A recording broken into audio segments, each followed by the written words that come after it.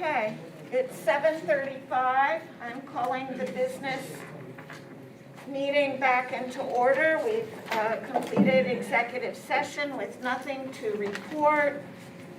And we will start with a pledge of allegiance. And Ms. Ancona, can you lead us, please? I pledge allegiance to the flag of the United States of America, and to the republic for which it stands, one nation, under God, indivisible, with liberty and justice for all. Okay, the emergency announcements. Please make note of the emergency exit locations. In the event of an emergency, please leave in an orderly fashion through those exits. This is a smoke-free school district. Smoking is not permitted in the building or anywhere on campus. It's also a hate-free school district, and acts of bullying and demonstrations of hate are not permitted anywhere on campus.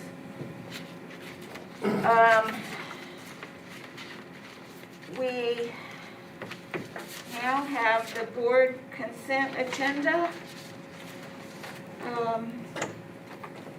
I would like to handle number 3 separately because I would like to have Dr. Chani introduce.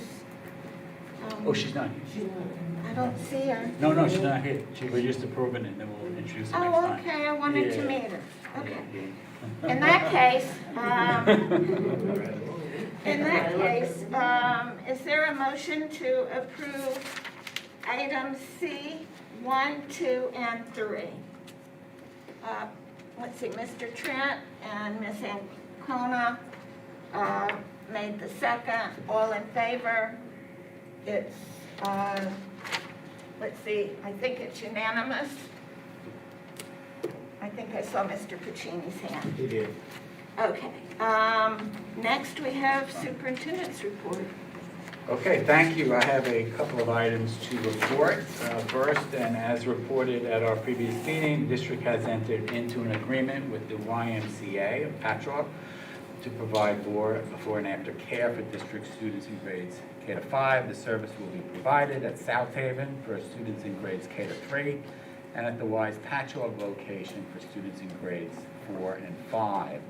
An informational flyer actually went out today for those of you that are listening, so please check your email, but that flyer is also on our website as well.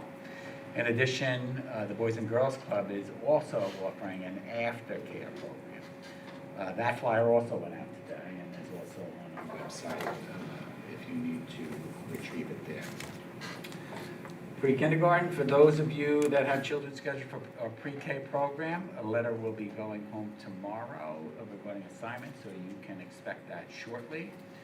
And then on Thursday, August 12th, I held the first of 2 district-wide parent meetings on Zoom to provide our parents with the latest information regarding the reopening of the schools. We had 67 folks in attendance at the meeting, which I think the meeting went very well. I know a couple of trustees were on the meeting. I'll be holding a second meeting on Thursday, August 26th to provide another update and give our parents the latest information regarding the reopening of our schools.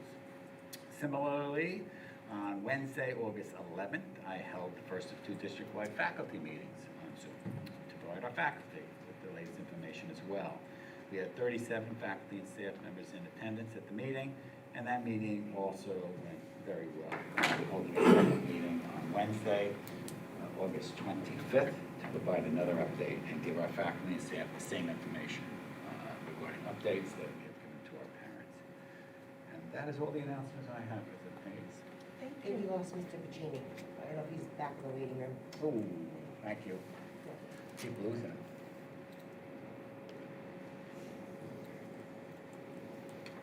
All set?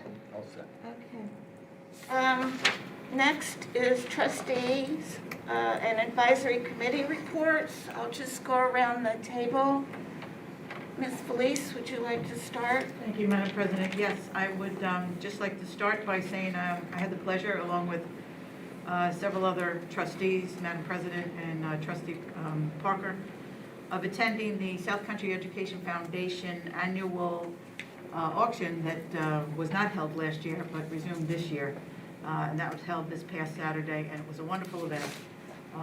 We had 2 of our students that were featured on the invitation, a high school student by the name of Madeline Day, 10th grade. I'm assuming that means she's in 11th grade now. I'm not sure if she is in 10th or 11th. And then also we had a Vern Critz student, Sophia Herrera, first grader at Vern Critz. She was on the inside of the invitation, and Madeline's picture was on the outside of the invitation, and they had their artwork there for auction as well. Both of them were purchased, and I'm proud to say that my wife and myself purchased Madeline's picture, and it's beautiful. It's absolutely gorgeous. And we're very proud to have it.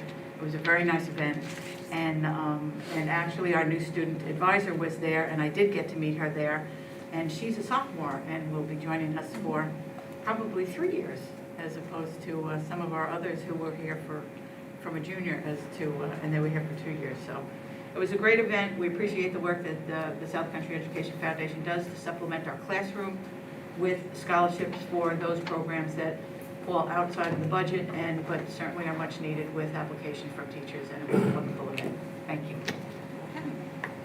Any other reports from any meetings you've been to, any advisory committee meetings? Well, we were at strategic planning, which of course we have some policies that will be coming up in our agenda later on. And I guess we did have teach and learn. Yes, we did have teach and learn.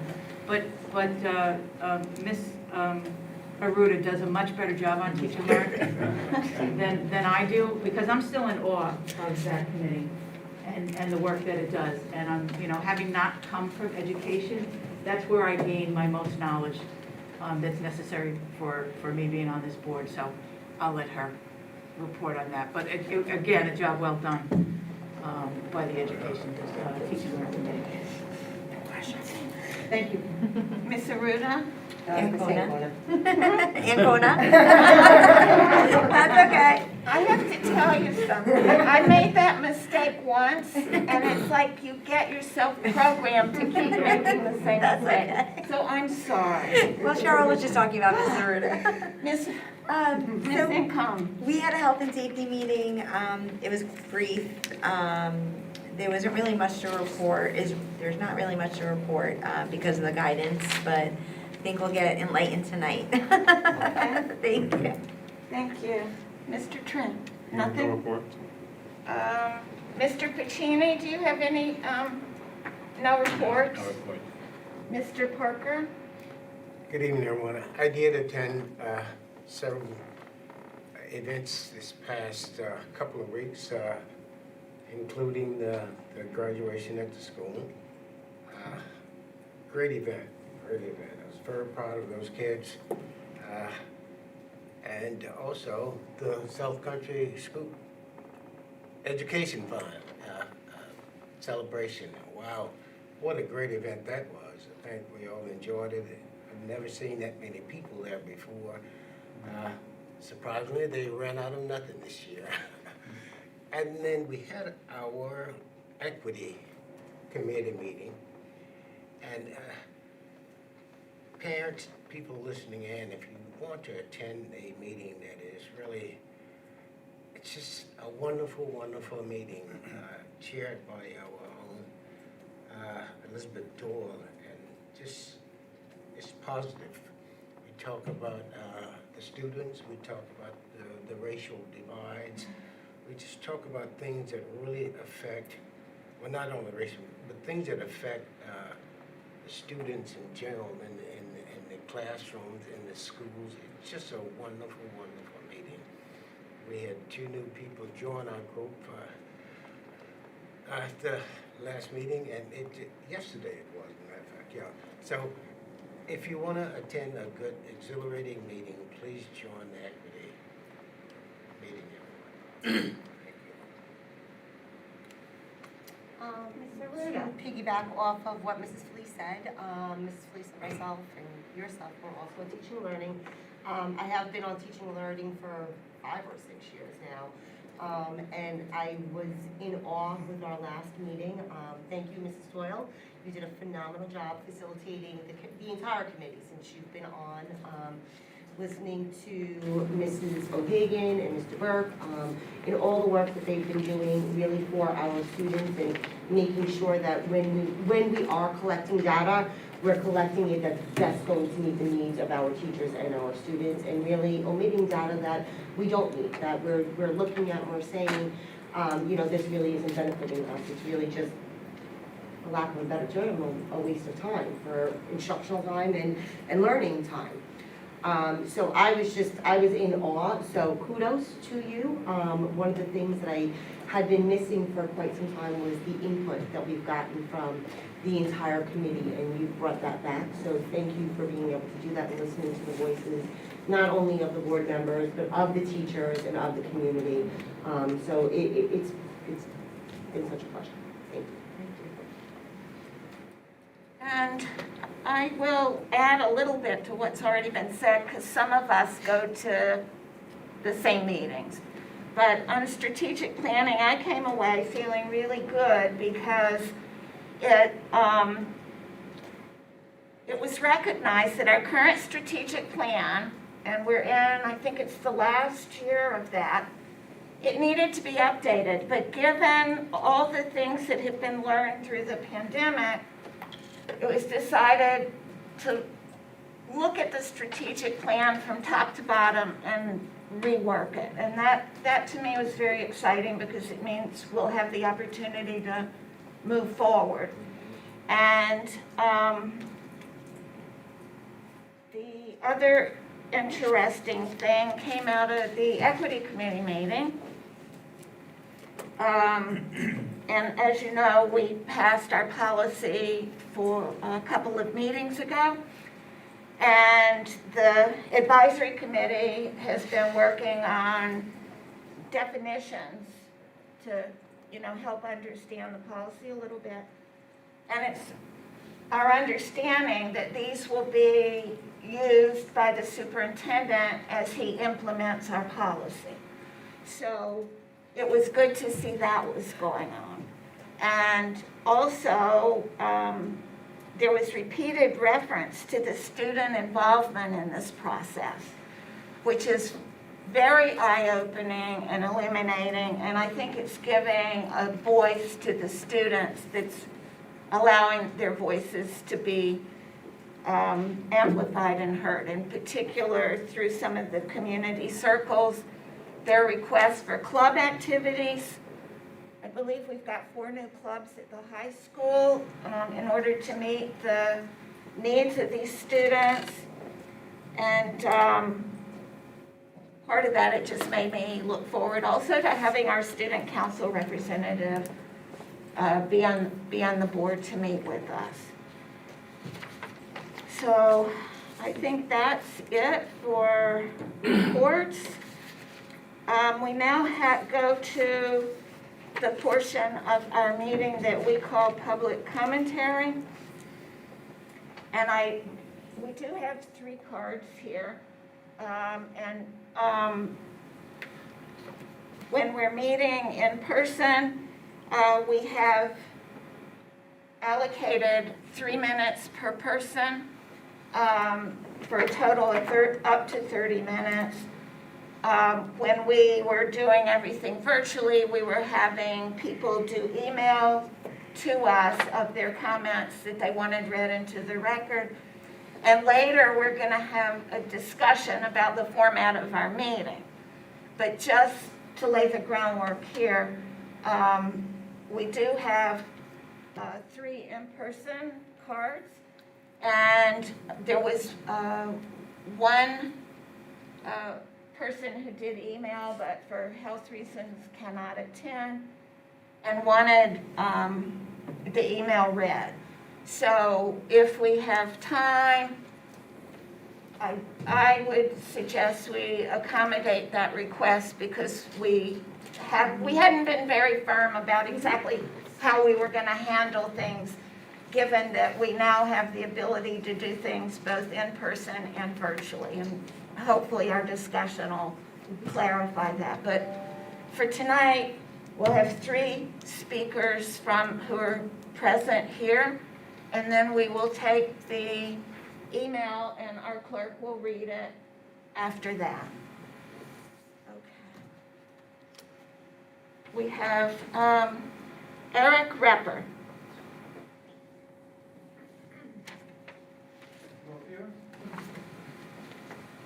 All right, thank you for giving me the opportunity to speak.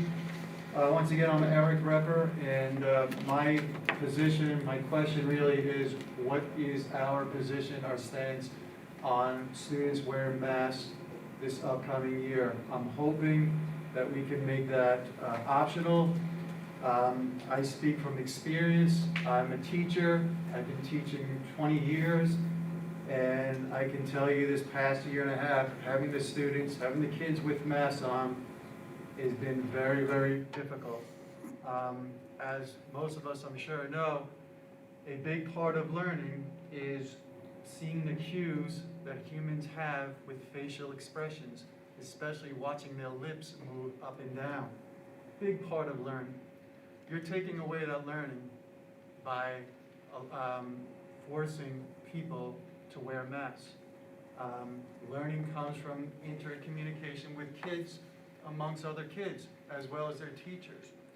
And I can tell you, as a teacher especially, it's hard to pick up cues of kids when their face is covered with a mask. It's a stressful time. You know, I don't think we need to add any more stress on the kids when they're having to wear masks, and as a result, it's gonna make them struggle that much more trying to figure out what the teacher is saying, trying to figure out what other kids are saying. And, you know, as we all know, you know, having these masks, and I can tell you, you know, last year when it was mandated we had to wear masks, I didn't want to talk to people. You know, I'm in the stores, I had my head down just like everybody else. You don't want to socialize with masks on. It's not a good situation. And this past summer, not having a mask on into stores and stuff like that, it's a much better position to be in. You know, it's a much better mental state. So, you know, I asked this board here to please make this optional. Consider what I said, because, you know, the kids, for their mental state, for their happiness, and for their learning especially, the masks play a significant negative part in that. So thank you for your time. Thank you for your comments. Our next.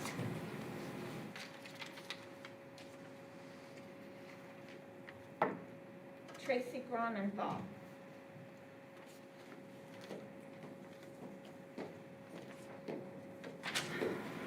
Hello, Tracy Blumenthal. Thank you for your time. I have 3 kids in the district. I had a son graduate in 2020. My topic is the same, masks in school. I just ask you to consider giving parents the option to make the decision whether or not their child wears a mask in school. I don't begrudge anyone who wants their child to wear a mask in school, but I think it should be the option of the parent. Everything that Mr. Redford just spoke about, I couldn't agree more. This afternoon, a fellow parent put out a petition just to get a quick assessment of how other parents in the district and other community members felt on this. Within several hours, 127 people, just within a few hours, put on there that they agree that the parent should at least be given the option to have a choice. I wonder if any studies or any data has been looked over throughout the year to look at to see for children the psychological effects, the physical effects, the emotional effects. None of my students have an IEP or special education status, but I think of those children that do. I don't know if anyone has thought of making any special accommodations for those students. I haven't heard of that coming up. I hope that is the case. I also wonder about quarantining. Is that still going to be an issue this year every time someone tests positive, especially if you're requiring everyone to still have a mask? I was unable to get onto the last parent meeting. The link was not working, so I'm hoping that maybe that will come up in the next parent meeting that's discussed. But again, I just think that it should be option for parents to make that decision for their children. The negative effects that I have seen in certain children with anxiety through the roof. Thankfully, my own children have not suffered from that, but that doesn't mean that I don't care about other people's children and the effects of their well-being and the covering up of masks and what that does to them, for their growth. I just wish that it could be an option for everybody. I'm going to submit this petition of names to the board, some other statements and some facts. Thank you. Thank you for your comments.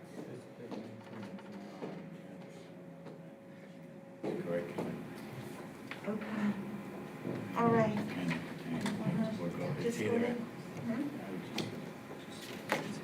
I would maybe tell the trustees. Okay, the next card that has come up, it's for an item that's not on the agenda, and technically, we have a portion after we do all the business to do non-agenda items. So, I think we could take it out of you order. want to Madam go Chair. ahead and take it out of order? Yes. Okay. And, That's the next one. That's an agenda. okay. So the next speaker is Jill Porter. Hi, my name is Jill Porter. I just have a question. Obviously, we're not doing a back and forth conversation, but my question is CRT equity. I have called the superintendent's office. I have spoken to the assistant superintendent of curriculum. Once I was still waiting for a second phone call back. My daughter is going into 12th grade, and she had come home a couple of times saying some very bizarre things, things that she had learned in one of her classes. And I am in law enforcement. Her father is in law enforcement. Many of my friends are in law enforcement. And the comments that I was hearing from her were not positive ones. And then she came home recently after I had called the first time and asked if the school was teaching CRT. And that was in the spring after the stuff happened in Smithtown. And was told no. And then I was told that you guys stated that we're not teaching that. And then I saw some texts and things online about that you are. I don't know if CRT and equity, I don't know what the thing, but the one thing I do know is that my daughter came home and said that the United States is racist, and some specific other things, talked about Jim Crow and all of these other things, and I said, so you are being taught that? And I said, you are being taught CRT. And her response was, he never called it that. So, big problem with it. I have a huge problem. She's leaving this district after next year, but if it's, you know, I got that because we were arguing. But kids aren't gonna come home and tell these things unless their parents are asking, and I have a huge problem with it.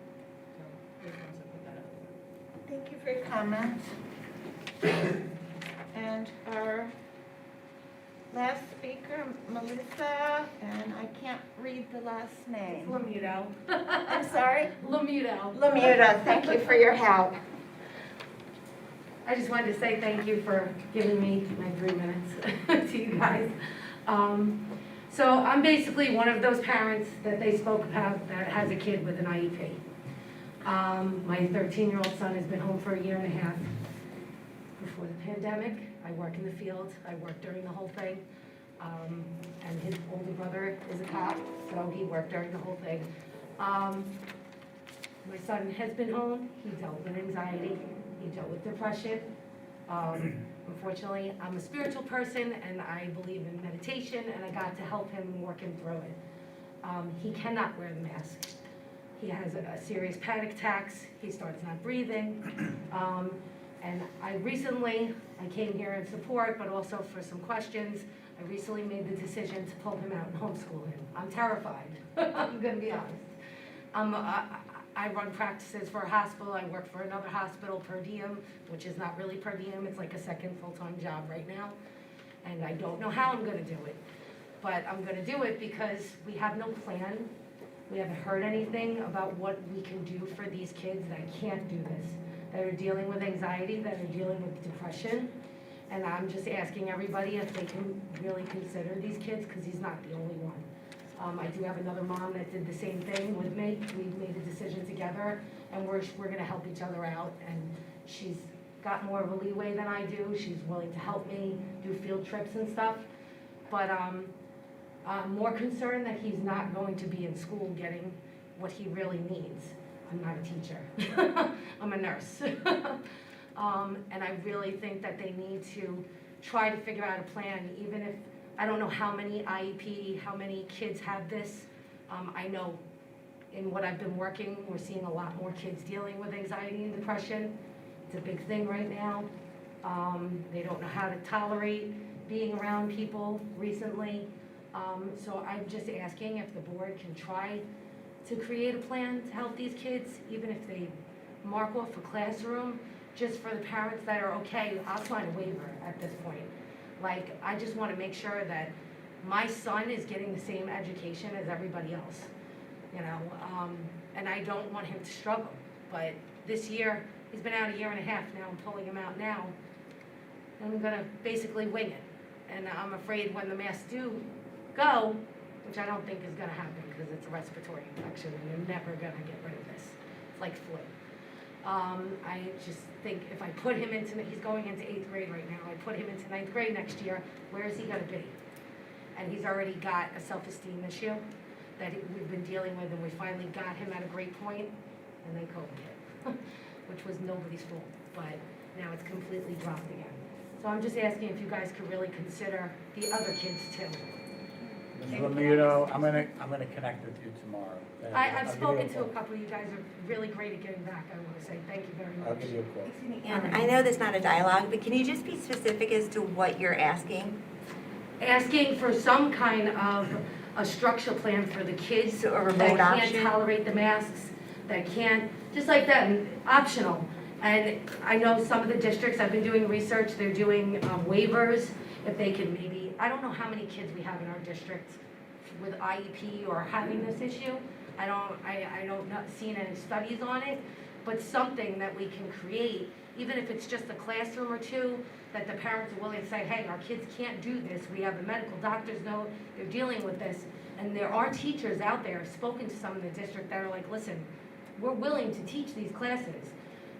Just something to help us that these kids that can't wear these masks, they're suffering. They can't come into school wearing a mask all day long. Okay, thank you. All right. Sorry. Thank you, guys. Thank you.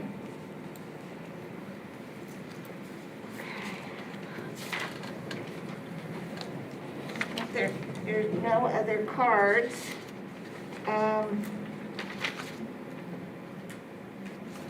You have the letter that has to be read? oh, yes, we do have that. Okay, Ms. Flynn, are you ready? Yes. Hello, Dr. Gianni. I'm sorry, this is from Sarah Colon. Hello, Dr. Gianni and the Board of Education. I am writing to you today in regards to the reopening plan released on the agenda, specifically the remote learning portion. I am grateful that South Country is looking to offer remote learning for our students that need the remote option.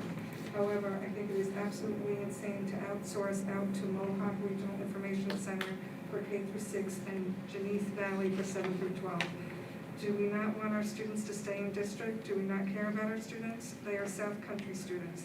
The end goal is to have them come back in the building. The only reason why they are out is because of the pandemic. That's the only reason. This is just saying we don't want them to deal with this and pushing them off to someone else. I was okay with ESBOCES, but working with an outside agency from upstate New York, that is completely wrong. I cannot be quiet about this. Students that need to be remote shouldn't feel like their home district doesn't care about them or want them to be a part of the community. As we know, this is an ever-changing situation. We could be shut down in a few weeks when these remote kids could have been remote learning with their peers. I'm sorry, but there has to be a better way than this. We need to go back to the drawing board here for these kids that have absolutely no choice but to remain home. As I said last year, I feel that more kids are getting shorted the whole time. Remote kids are getting shorted the whole time. This is wrong. I am begging the district to figure out another way. Keep these kids closer to their community. This way they can be back into our schools when they can be vaccinated or if things get better. Please think about them. They are already completely disconnected from their peers and their schools. Now we are setting them up with an upstate situation. This is not the best we can do. This is not South Country, a district that has been always based on community. Thank you, Sarah Malone. So no more cards and no more emails that had been requested to be read. So we can now go to F on the agenda, items for discussion and action, and that's Dr. Gianni, this is yours. Okay, thank you. Our first item for discussion is the reopening plan for 21-22. As you know, we have received guidance from the CDC, the Suffolk County Department of Health, and the New York Education Department. Based on this guidance and reflecting on lessons learned during the 2020-21 school year, we have developed a reopening plan for 2021-22. While our reopening plan is no longer required by the state, we felt it was important that the plans are in writing so all have access to the same information. Last school year, this document, at this school year as last, this document will be a fluid document and will be updated as guidance changes. In our reopening plan, we have included a section, Reopening at a Glance, at the beginning of the document. This section will give readers a quick review of what's in the plan. I would like to review the section's bullets with the board at this time and then address any questions that the board might have. First bullet, schools will reopen for students on Wednesday, September 1st, 2021. Students will follow traditional in-person schedules 5 days per week. Remote learning is available for students with a documented medical condition or where students who have otherwise struggled have excelled with remote learning.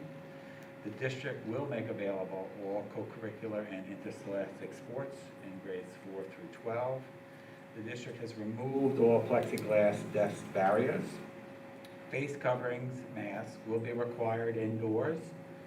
Face coverings and masks will not be required outdoors. And face coverings or masks will be required on school bus or district transportation. We will continue daily attestations for students and staff. Temperature checks will occur upon entry to any school. Students will be a minimum of 3 feet of physical distance within classrooms, and remote learning opportunities will be available when quarantining is required. In addition, we will also practice infection control prevention strategies as outlined by the CDC, such as social distancing, hand washing, staying home when sick, and of course wearing of masks. We will conduct contact tracing as outlined by the Suffolk County Department of Health, and we will follow the Suffolk County Department of Health quarantine guidelines. Remote learning will be available if it is in the best interest of the student, which means a documented medical condition that has prohibited the safe return to in-person instruction, or where students who have otherwise struggled have excelled with remote learning. And in doing that, the district will examine student records to determine evidence of in-person struggling students who have excelled with remote learning. Participation in remote learning will require a full year commitment in grades K to 12 with strict daily attendance requirements. The remote learning option would be offered through the New York State Distant Learning Consortium, which is offered through Eastern Suffolk BOCES. The two regional organizations that we have chosen are Mohawk Regional Information Center for a K to 6. It's a cost about $13,000 per student. And then for students in 7 through 12, Genesee Valley BOCES, and for a cost of about $9,000 for students. This cost is aidable, meaning the district will receive about 60 cents back on every dollar. And that's a 2-year cycle. For the board's information, we currently have 55 families requesting remote learning. 22 at the high school, 7 at the middle school, 12 at Frank P. Long, 8 at Brookhaven, 2 at Kramer, and 5 at W. Chris. And I'd like to address any questions the board might have. I know the board has the document to review, as has the public, what the table this? I did have one question. Sure. With regard to the BOCES program, Mhm. is that a virtual learning program that has interaction with the virtual teacher? So I'm going to let Ms. Doyle speak to the learning, if you want to do the learning first, please, because do it is you- a distant learning program. The elementary program is synchronous. The secondary program is a combination. Shall I, is it all right, Ms. Doyle, just speak to the learning piece right Okay, away? unless Mr. Trent had Yeah. a question on something No, else. no, my question can wait. Okay, Beth, you want to give us a little overview of the program? Thank you. So Genesee Valley is providing, as Dr. Gianni stated, remote learning for grades 7 through 12.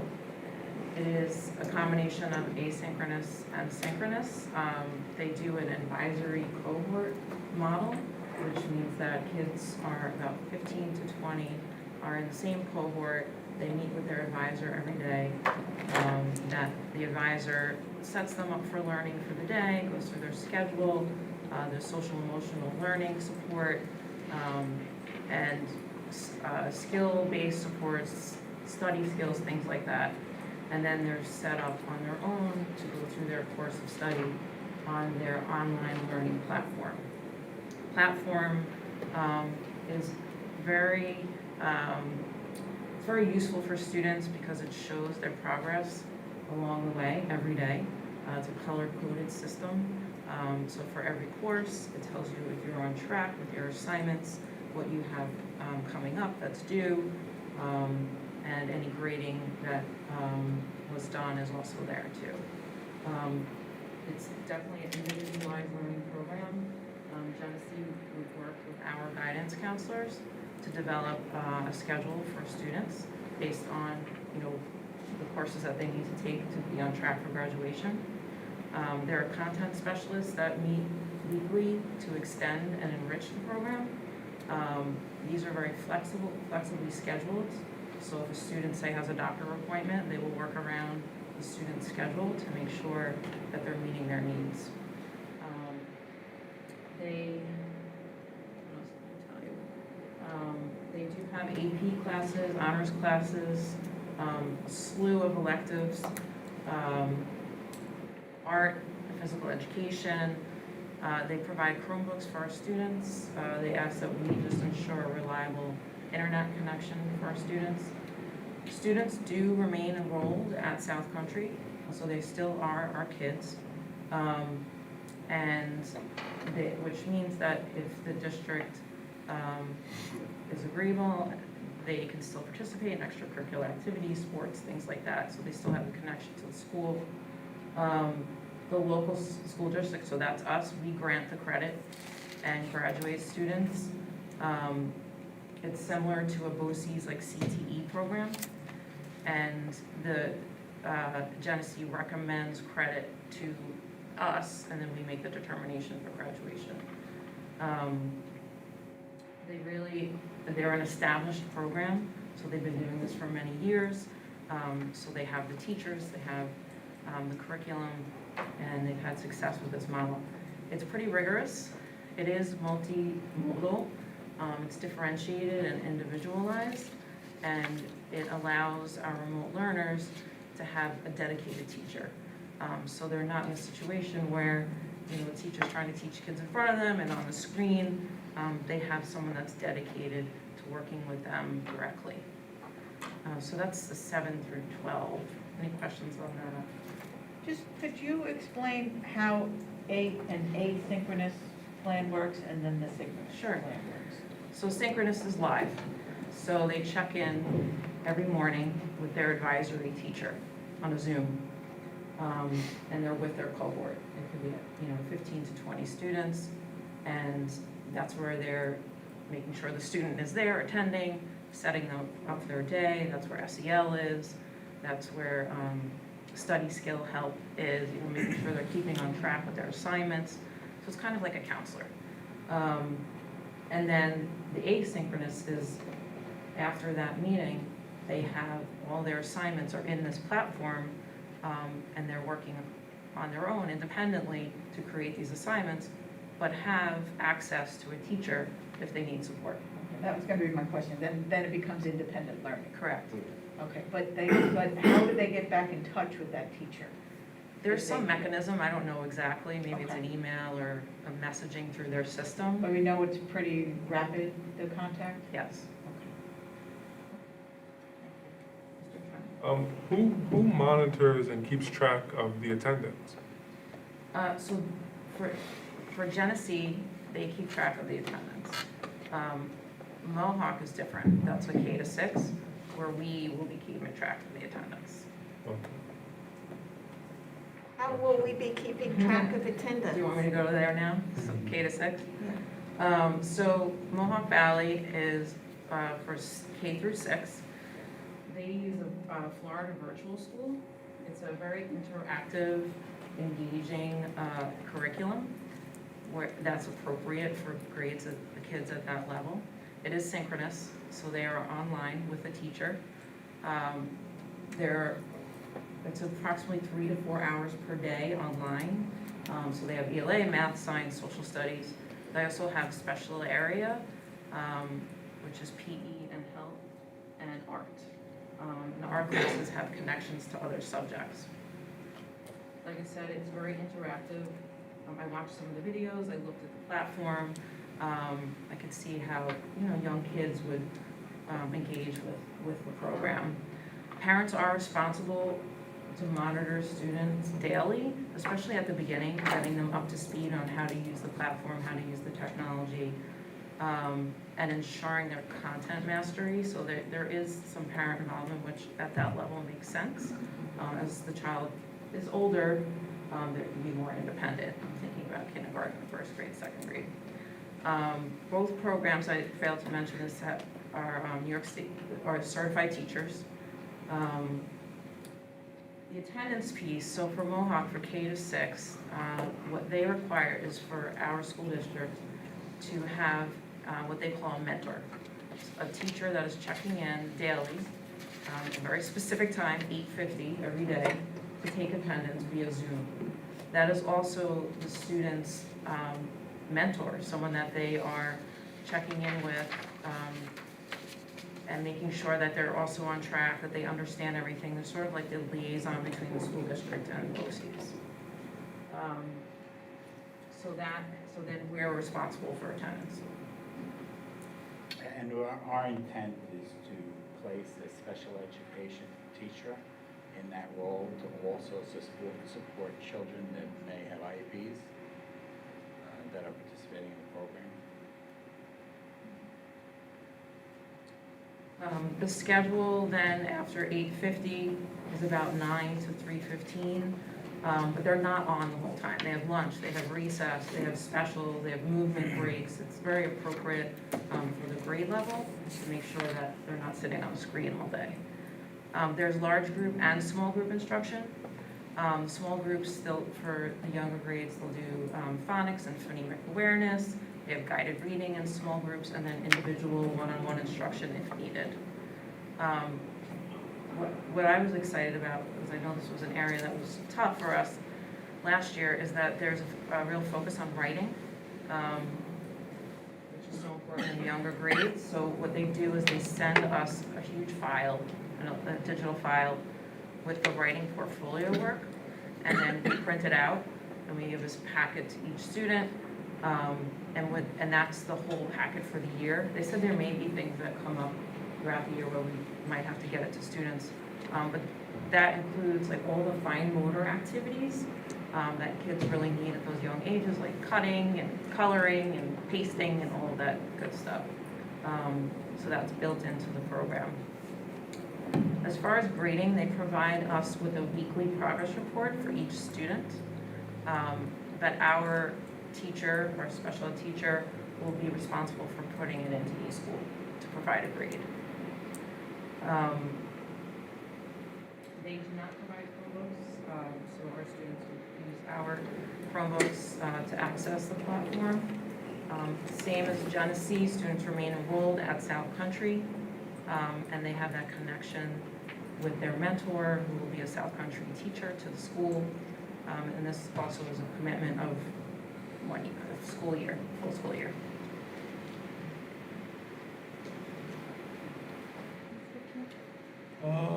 So this isn't the same Google Classroom that they've been using last year?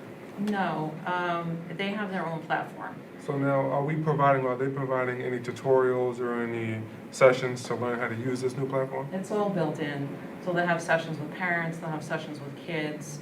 There'll be, an onboarding process to make sure that they're up to speed. Gotcha. And are we providing lunches to the fully remote students? We weren't planning on it, we could certainly. Say it again, Dr. Johnny? We weren't planning on it, but we could certainly look at that. Can you please? We're waiting to hear from the state on that, whether we can provide lunches to remote students anymore. So far, there's been no guidance on that. Okay. So are we looking to see if we will be reimbursed for that or if we're just allowed to do it at all? You usually can only serve for your students that are in the building that day. Okay. That's pre-pandemic, so we're just waiting to see if there's been, like last year, we can't serve on the weekend. We were serving all weekend last year, also 7 days a week. That's been determined. We can only feed 5 days a week. And we're waiting to hear on that last component of remote learning. I think they were waiting to hear if remote learning was allowed. There's some fluidness to that, so we're waiting to hear. Excellent. Thank you. Any other questions? I think Mr. Pacini? I do. Yeah, I have two questions. I know you said that it will be a full year commitment to somebody who chooses remote, but will someone be able to enter the program once the school year starts? Question. Do we know So, the short answer, I guess, is yes, but we would still be paying for the full year. And where it gets tricky is at the secondary level. So we may not have the same electives that the child, decided to take. So there may be some credit loss, so it's not an exact match. Not credit loss, but if they enter, say, at a time where they're in the middle of a semester and they've already completed that course, you know what I mean? The timing could be off. So I think if they are coming back, we'd have to be really strategic about when and figure out the courses that they're in. I think his question wasn't about a child coming back from remote, but what about a child in person who decides mid-year they want to go remote? Correct. I'm not sure. I don't think we asked that question. I could just see that being a problem if the scenario changes on COVID rates, et cetera, so I think it's something we need to be prepared for. I have another question, not on remote. Do you want me to hold it or ask it now? I have a question on remote. We have one more question up here, Mr. Pacini on remote. And I still have a comment as well. Okay, we have a couple of more remote comments. Mr. Trent? Are we allowing remote students to participate in after-school activities or sports? Yeah. We are? There are students, sure. And Ms. Felice? Yes, on page 16, where we refer to the definitions, the 3 definitions of streaming, live instructions, and live support, perhaps it would be helpful to put in synchronous and asynchronous. Isn't that the live instruction versus the live support? The definition that we were referring to before might be helpful just to understand. On the definition section. Yes. See, it's on the top of page. Yeah, Yeah, sure. I 16. mean, we could do that. I thought it must have got cut out because it was in there at one point. Yeah, and now that you're saying that, I thought I read it too. Yeah. And then now I don't see it, so that's why I raise it. Yes, Okay, not a problem. thank you. That was it for my comments. Okay. I actually have a question. Yes. These 55 students, obviously, they have to be approved and we're gonna look at them and the parents should understand the commitment to this. But let's just say we're having an attendance issue with one of the kids. What are we doing about that? Like, how are we getting involved? Let's say they're not logging into their classes, we've already paid for the year. How are we intervening? Are we Yeah. having our? Yeah. Okay. So Genesee gets involved in that, since they take attendance. and then they will make the phone calls to the parents. I mean, the person we spoke to said, if we have enough kids, we'll get on a plane and come down there and go to their house. But we would communicate, they would communicate with us, and then we would do the same procedures that we were doing last year, reaching out, a home visit, you know, counselors calling, things like that. And Mohawk, our special ed teacher, will be taking attendance, so she would follow the same protocol that we did in the past as well, as her child wasn't attending. Okay, and is this special ed teacher going to be dedicated to these students, not any live students here? So she'll be entering the grades and keeping up with the portal. Is she gonna be doing the conferences, or does, Parent conferences? yeah, like, will she be doing them, or does the school do them? How does that work? I don't know the answer to that, but I don't think that would make the most sense, since she's not working, you know, she's only working with She's them just for a seeing small numbers. portion of the time. Right. But I'll find out about that. It's a good question. Mr. Pacini? Yeah, my question is on the technology section on page 17. I see where you list K to 5. Everybody gets a Chromebook, K to 5, but they say in school 6 to 12. They go back and forth from home and school. My question is, you know, are students going to be working at school simply on Chromebooks all day? Or are we going to get back to more traditional where there's going to be pen and paper and writing and notebooks and everything else? They're not going to be working on Chromebooks all day, but obviously, given technology, we are increasing the use of Chromebooks. But it's not going to be the sole source, no. Okay, I want to make sure that kids are writing with pen and paper. I mean, this is a skill that's missing in kids and has really been deficient, obviously, over the last school year. So, and screen time is always an issue. I mean, I do have concerns, so I hope that's the way it comes out. But, and I'm sure some of our staff will admit that they struggle with the technology piece, but I could see two sides of it. I could see some teachers, you know, not utilizing it enough and others utilizing it too much. So how are we really going to monitor that? We'll monitor it with our administrators in the building. But we share your concern with the lack of writing with the Chromebooks for sure, particularly at the lower levels. Okay. And at the end of the day, we have standards in each of our subject areas, as well as our technology standards that are coming out. So I think it has to be a mixed medium of traditional paper, pencil, book, and the technology, because our technology standards are coming out as well. So I think that in order to meet all of the New York State standards, we do need to have the mixture of both. Our science standards are very much hands-on. So there's a lot that goes into our standards that, as long as we are meeting those standards, and that's our goal always is to meet the standards, we will have a mixed medium of, Sorry, two more questions. The Chromebooks K through 5 that are staying in the classroom, how are we dealing with a quarantine class with those Chromebooks if they're not going home? Well, they're going to be in the class, but a teacher could assign them to go home. But let's just say you don't know until Friday night at 5 o'clock that you're we're closing? quarantined. No, that you're quarantined. That you're quarantined, Yeah. how are So they getting there? We'll set up the pickup like we've done in the past. Okay, We'll and, set for pickup, and as in the past, if families can't get there, we get it to them. okay. And then my next question is the older kids, the secondary level, are we doing hands-on labs for science again? Yes. Or are they still gonna be online? Yes. Okay. Okay, good, thank you. Yes, materials are going to be shared, and we're going to wash hands between.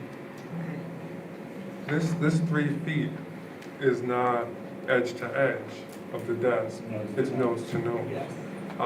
I think that should be mentioned in the plan, specifically what you're measuring.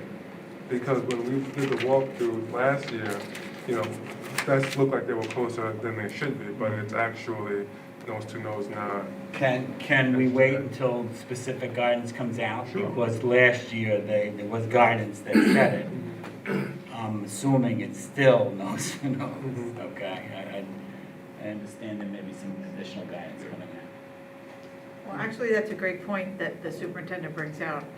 that come next Tuesday, we'll have a new governor that it's expected will issue some mandates that would supersede whatever we have in the document. Could you just speak to that a little bit? Sure, so if the governor, or even Suffolk County Department of Health, comes down with guidance that is more stringent than ours, we have to follow that. So the pecking order is the state, the county, the district. Am I correct, Council? That's correct. So we can be more strict than the county and the state, but we can't be less strict. Can you also talk about students who, would not be wearing a mask in the buildings? When I was doing walkthroughs last year, there were certain students who, were one-to-ones who would not wear a mask. Can you just kind of talk a little bit about that? Sure. So sometimes it is a challenge with kids. Kids need to be reminded, and that's something that we will continue to do. The lower levels in the high school, I really didn't see it. I saw it more often in the middle school. I'm confident that we're going to have some better results at the middle school with regard to the team that we have put together down there. But the middle school kids can be a challenge. We will continue to remind, reinforce, and if they need, be disciplined. And how are we dealing with any medical exceptions? So there could be a medical exception for mask wearing. I'm not aware of any that we received last year, though. No, well, I do, when I was in a couple of elementary schools, there were students with the one-to-one in the hallway who didn't have a mask on. Okay, so then that could be one that I wasn't aware of. Yes, and I was told it was, they had that exception, so. All right. So, the reopening plan that you're presenting to us, if it's approved, would be subject to revision as there are changes on the state and county level. Yes. Is that right? Yes. Okay. And I would just amend the recommendation to add asynchronous and synchronous to Right. the plan. Mr. Pacini's ready. I'm sorry? Mr. Pacini. I have a couple. Another question? I have a couple, and I'm trying to determine where to jump in or not. So you let me know if you want me to just go, because I can't see everybody. No, go So, ahead. Go ahead. All right. So, and it may be in the plan, Dr. Gianni, and I missed it, but I didn't see anything unless I missed it on lockers. Are we permitting the use of lockers this year? Yeah, so it's not in the plan because that too may be fluid, but the plan for hall lockers is none at first. No physical education lockers, and we're going to use the lockers for athletics as we did last year.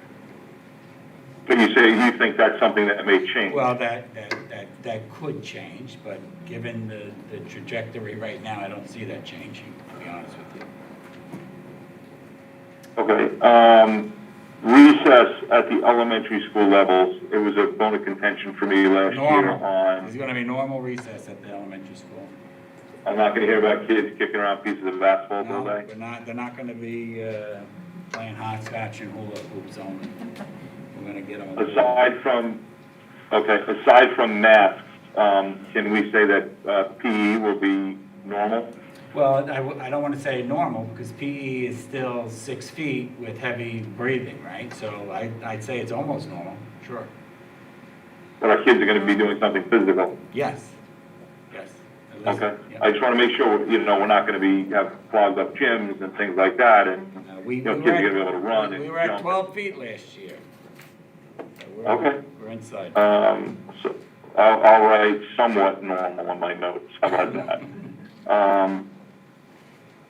I want to clarify something you said because I might have been confusing, but I think I understand it. And it's always something last year that was an issue when it comes to quarantine. We do not determine who gets quarantined or not. The county does based on information that we provide to them. Is that accurate? Yeah, that's accurate. Right.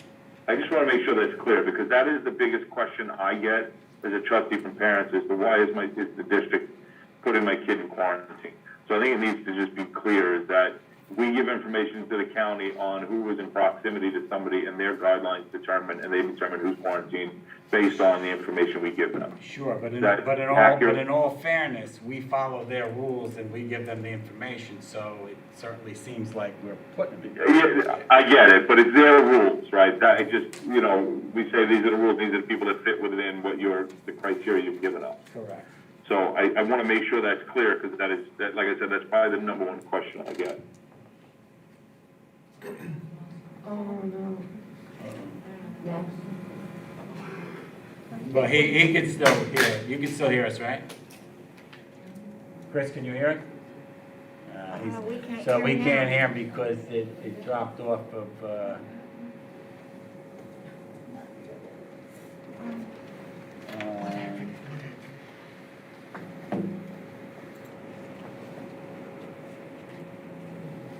Do you have Wi-Fi? you got it, it's not Wi-Fi, it dropped off. No, I'm saying, do you have Wi-Fi on your computer though? It's not that. He's here, but He's there? Maddie's gotta connect me back up. Okay. He's not, it's a Bluetooth connection, and it dropped off.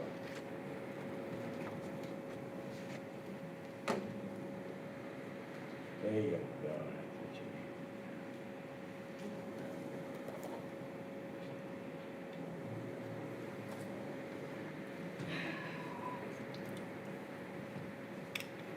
Hold on.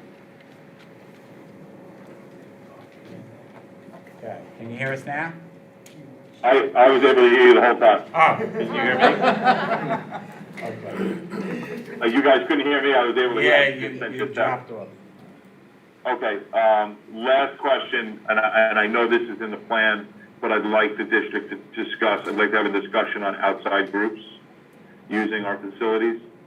There's a lot of displaced community groups that are, I think, vital to our students' population, whether it's, you know, basketball leagues, Cub Scouts, Brownies, whatever have you, that, you know, extracurricular activities is vital to kids' growth and kids' childhood. And, you know, without schools and access to schools, those groups struggle to survive, and kids need it. So I'd like the board to consider allowing outside groups to use our facilities. And you're speaking about indoor facilities, right? Because we are. Absolutely, Right. absolutely indoor.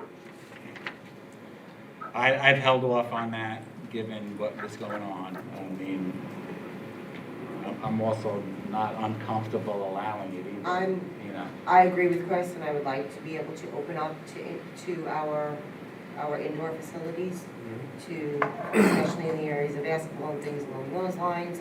Following the guidelines. Yeah, of course, yeah. I know that was something that you did bring up during the parent meeting, and it was, I had thought long and hard about it, but I would like to see our indoor facilities opened up. I think that we could be a little more strict on how many groups are in buildings at a time, like not letting 10 groups come in to use different parts of the building. Well, I think we definitely would have to contain it better. Yeah, but I don't see why not, if they're following the guidelines. Just from a cost analysis, the outside users, do they pay a fee for using the space? Does that cover Just our inside? custodial staff and? Just, I'll let Most of the discuss. groups have the majority of their participants are district residents, and if that's the case, there's no charge.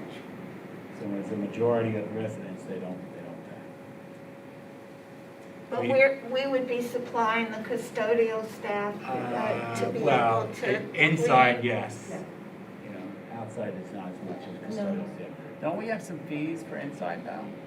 If they meet We that get over a maximum, certain number of people, we do. there are a few fees, there's a few of them that have fees, but not many.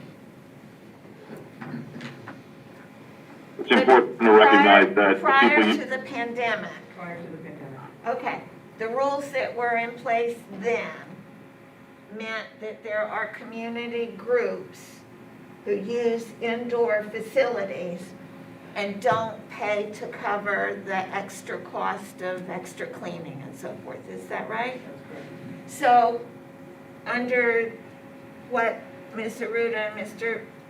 Pacini are suggesting. It's not an added cost on top of what we were doing before. Is that right? No, it's not an additional expense of expenses we have incurred. I would be in support of that as well.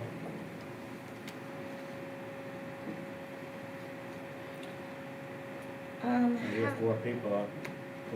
I mean, what are your Now, listen, you know what we could do? We could do a soft rollout, like we do everything, right? If it Sorry. normally does 2 days, we could lower it to 1 so we can make room for another one to do 1. We could be a little more What do we normally flexible. have, what, on a typical year, what do we normally have come in September?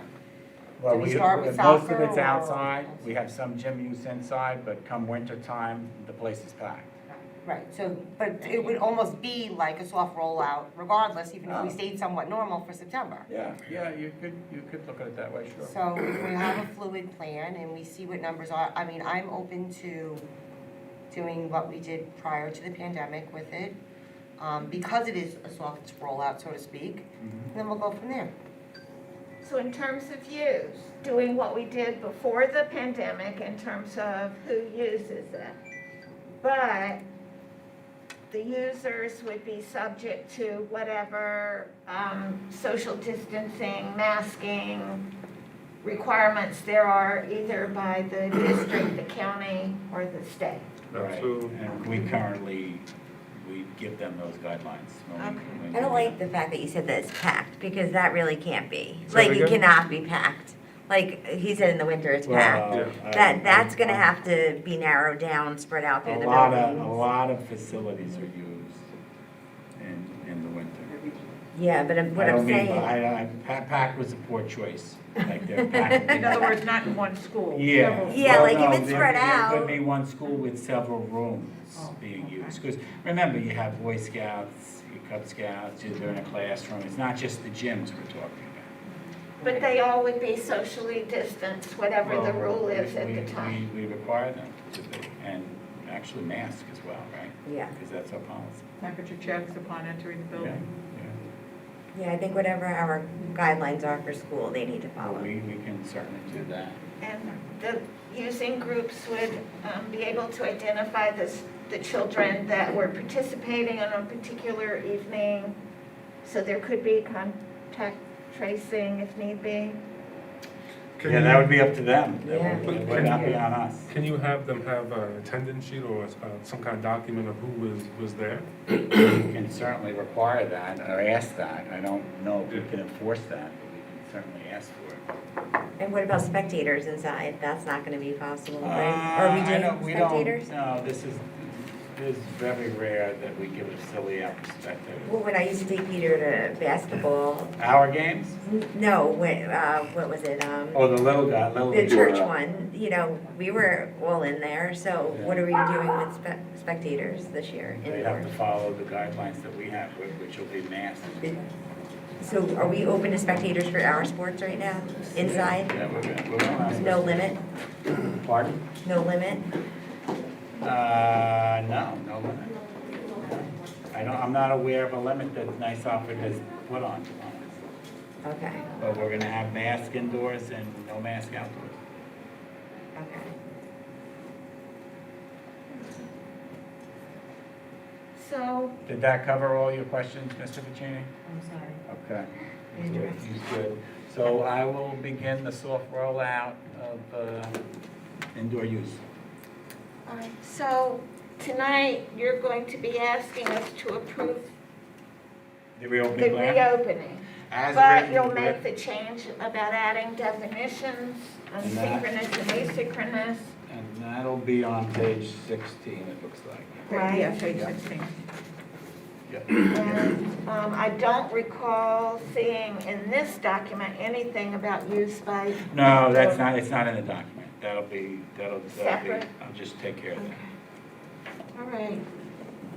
So are you to the point where you would like a vote on that? I am to the point, if the board is done with its questions, to ask the board to approve the plan as written with the addition of asynchronous and synchronous learning definitions on page 16. I think I saw a motion by Mr. Trent, second by Ms. Belize. Any questions or discussion?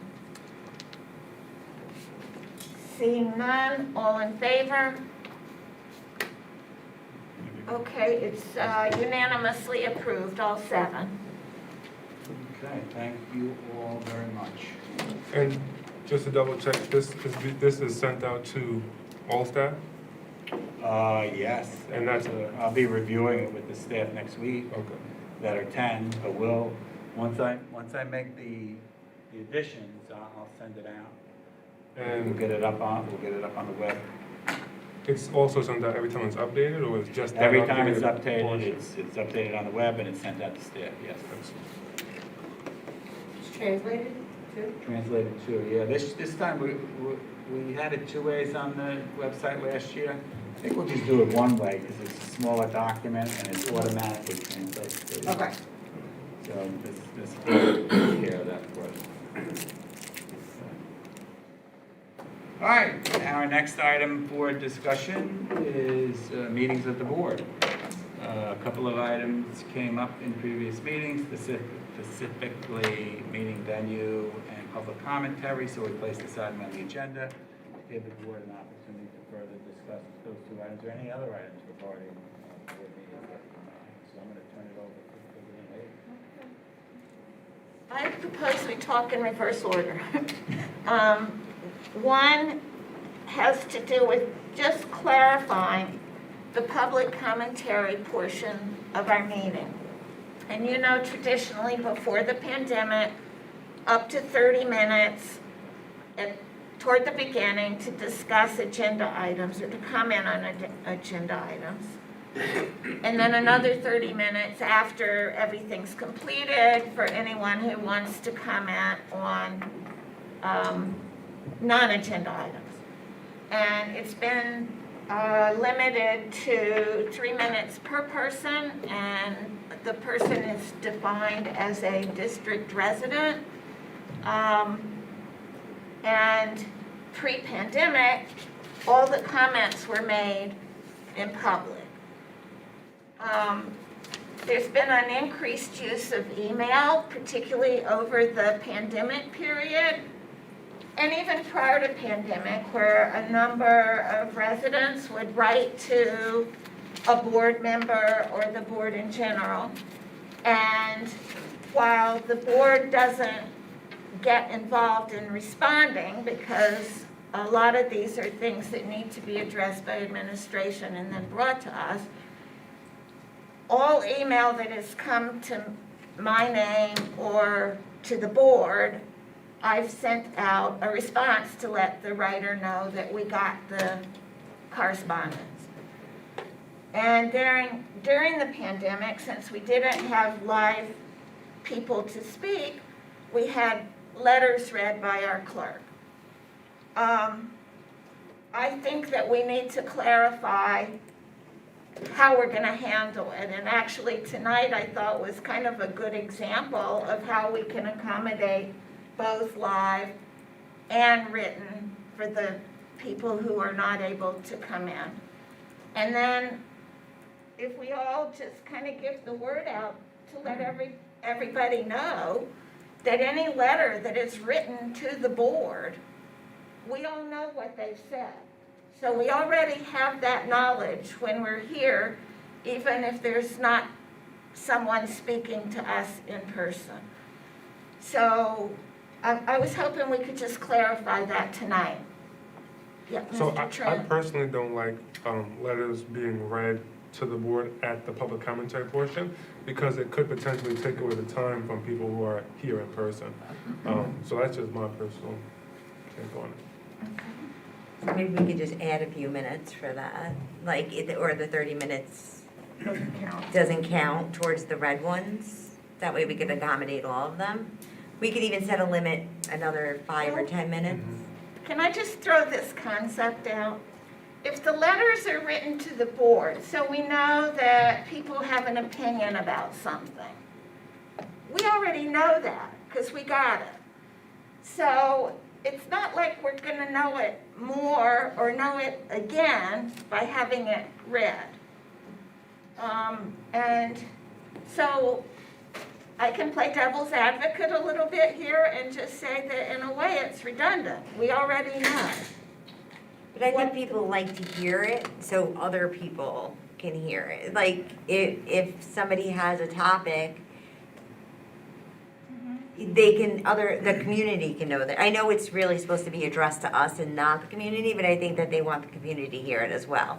Because that's why they ask for it to be read. It's Well- not, they know we already have it.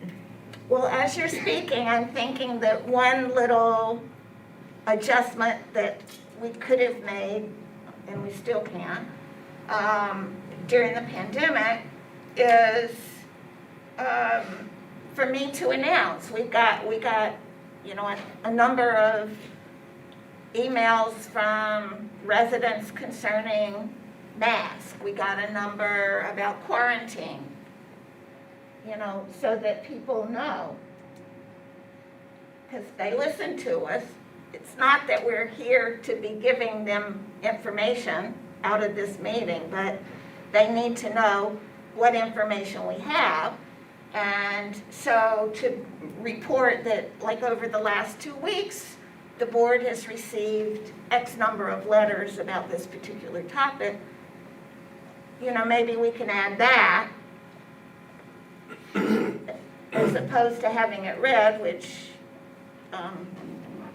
might take care of your concern, Mr. Trent. Well, we could also add it into board docs and put it under, you know, public commentary. So I'm not really a big stickler of having it not being read. I just don't want it to take away from those who are here. And you can also have it on board docs for review after the meeting as well. Perhaps the happy medium is to allow folks in person to speak first. And if you have 30 minutes, if you have time, read what you can, and then shut it down at 30. That's your board policy, you're still set. I have to say, Any even with, comment? And, well, Mr. Mr. Pacini, you have a comment, but I was just gonna say, I know of at least one person who would be hampered by that because of, you know, family commitments and health-related issues, not being able to come in to speak. So, But only if only, there's too many people speaking. right, that's correct. Well, Because to that point, I realize Chris has a comment too, but if I could just add to that, because it's relative. If we're coming to the 30-minute timeframe, the board can vote to extend, Yes, you know, yes. at any time too. So we're not locked into 30 minutes. So what we could do is devote up to 30 minutes for live comments. Obviously, if it only takes up 15 minutes, we've got time to read in emails. I was gonna say before that, even at our height, Right. we were never at 30 minutes. You know, I mean, we were never, even at our height last year with all the emails, I don't think we ever even almost cut it close to 30 minutes. So that's something to keep in mind too. Sorry, Chris. I think you had Chris with Can I make my Okay, comment? Yes, Chris. Mr. Pacini. Thank you. I think we need to really kind of analyze the purpose of public commentaries for the community to speak to the board, not to be a platform for people to speak to the public. So I mean, I get the scenario here, but you know, it's supposed to be to send something to the board and the administration. And the email, to your point, if it's all shared with us, it accomplishes that goal. So saying that, you know, allowing them to speak because they want the public to hear it, that's not our responsibility. There's social media, there's other platforms for that, but public commentary is to speak directly to the board about a concern that you have. So again, I would be, you know, in favor, and I understand it's difficult, but you know, when you look, we make so many accommodations to get people to pay attention and to come to board meetings and to pay attention to what's going on. When this is over, if it's ever over, you know, why would anybody come if they could just write a letter or just watch it on YouTube? And, you know, we look around at the public at our meetings and, you know, there's 3-4 people at most, unless there's a controversy. So I wouldn't be in favor of it. I think the board is made aware of every letter that comes in, and I think it should be left for that. And that was my feeling when I said I think that we should stop. Because I think I initially initiated that we should stop getting those letters, because you want people to come in and you want them to make the effort.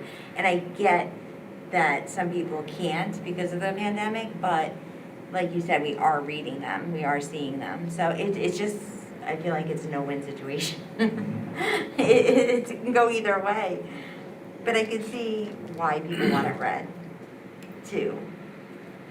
I think the decision, I see your hand, I'm sorry. That's okay. But I want to say, the purpose of our meeting is for us to meet.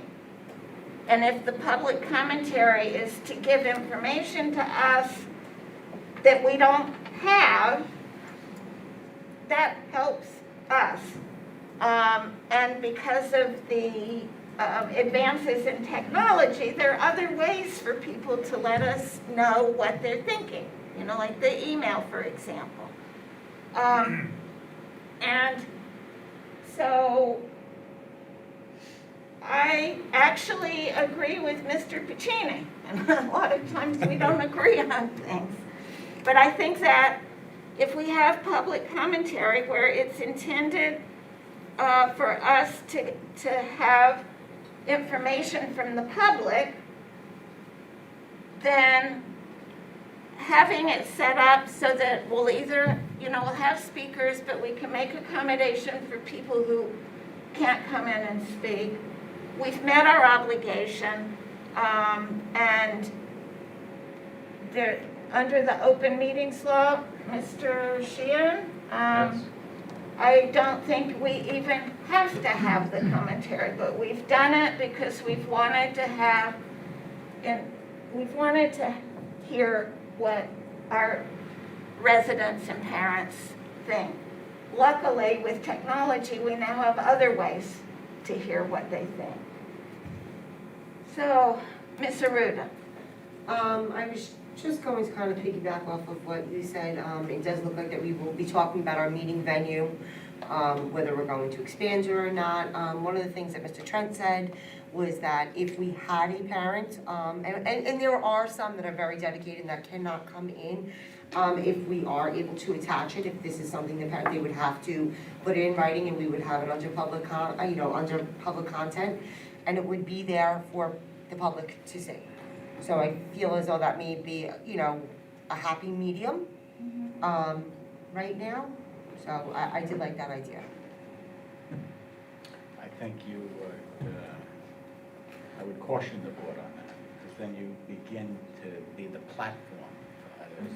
Yeah, I mean, I'm thinking, and maybe got blinders on, because I know that there is a parent that cannot come in.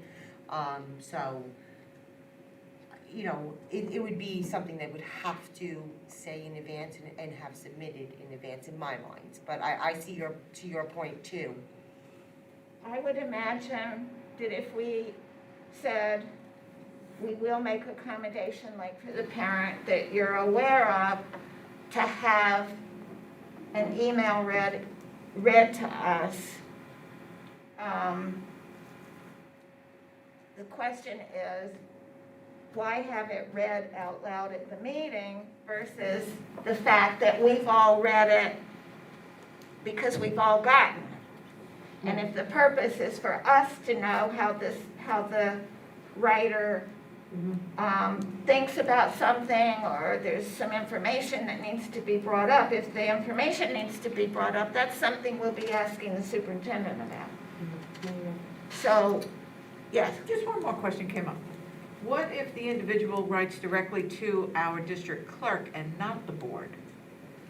Should the district clerk forward it to the board, or wait till the meeting and read it into the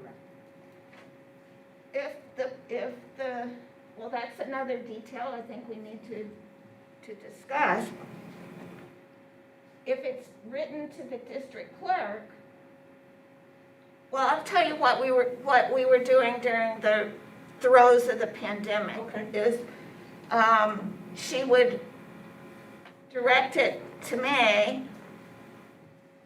She would inquire of the writer whether they wanted it just to go to the board or to have it read out loud. And it was only a small fraction who wanted it read. Okay. You know, the times that you heard letters read, it's because our clerk had contacted them individually. And to find out, was it your intention that it be read? Because that's what our rules were at the time.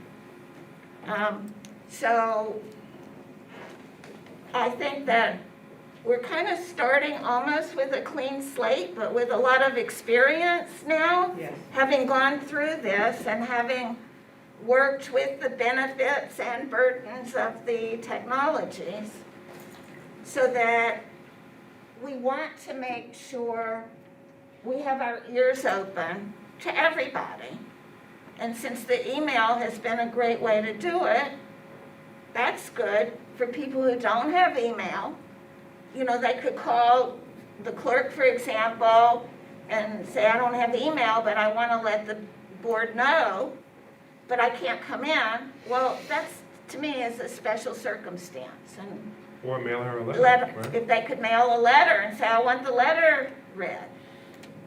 So, I think that's far-fetched. Like, we haven't had a come No, up we yet. have, we have. We Oh, have? a call, no. No, I We meant haven't calling yet. Christine and Oh. being like, I don't know. no, it's not been that many. It's Yeah. been more than a handful over the last year.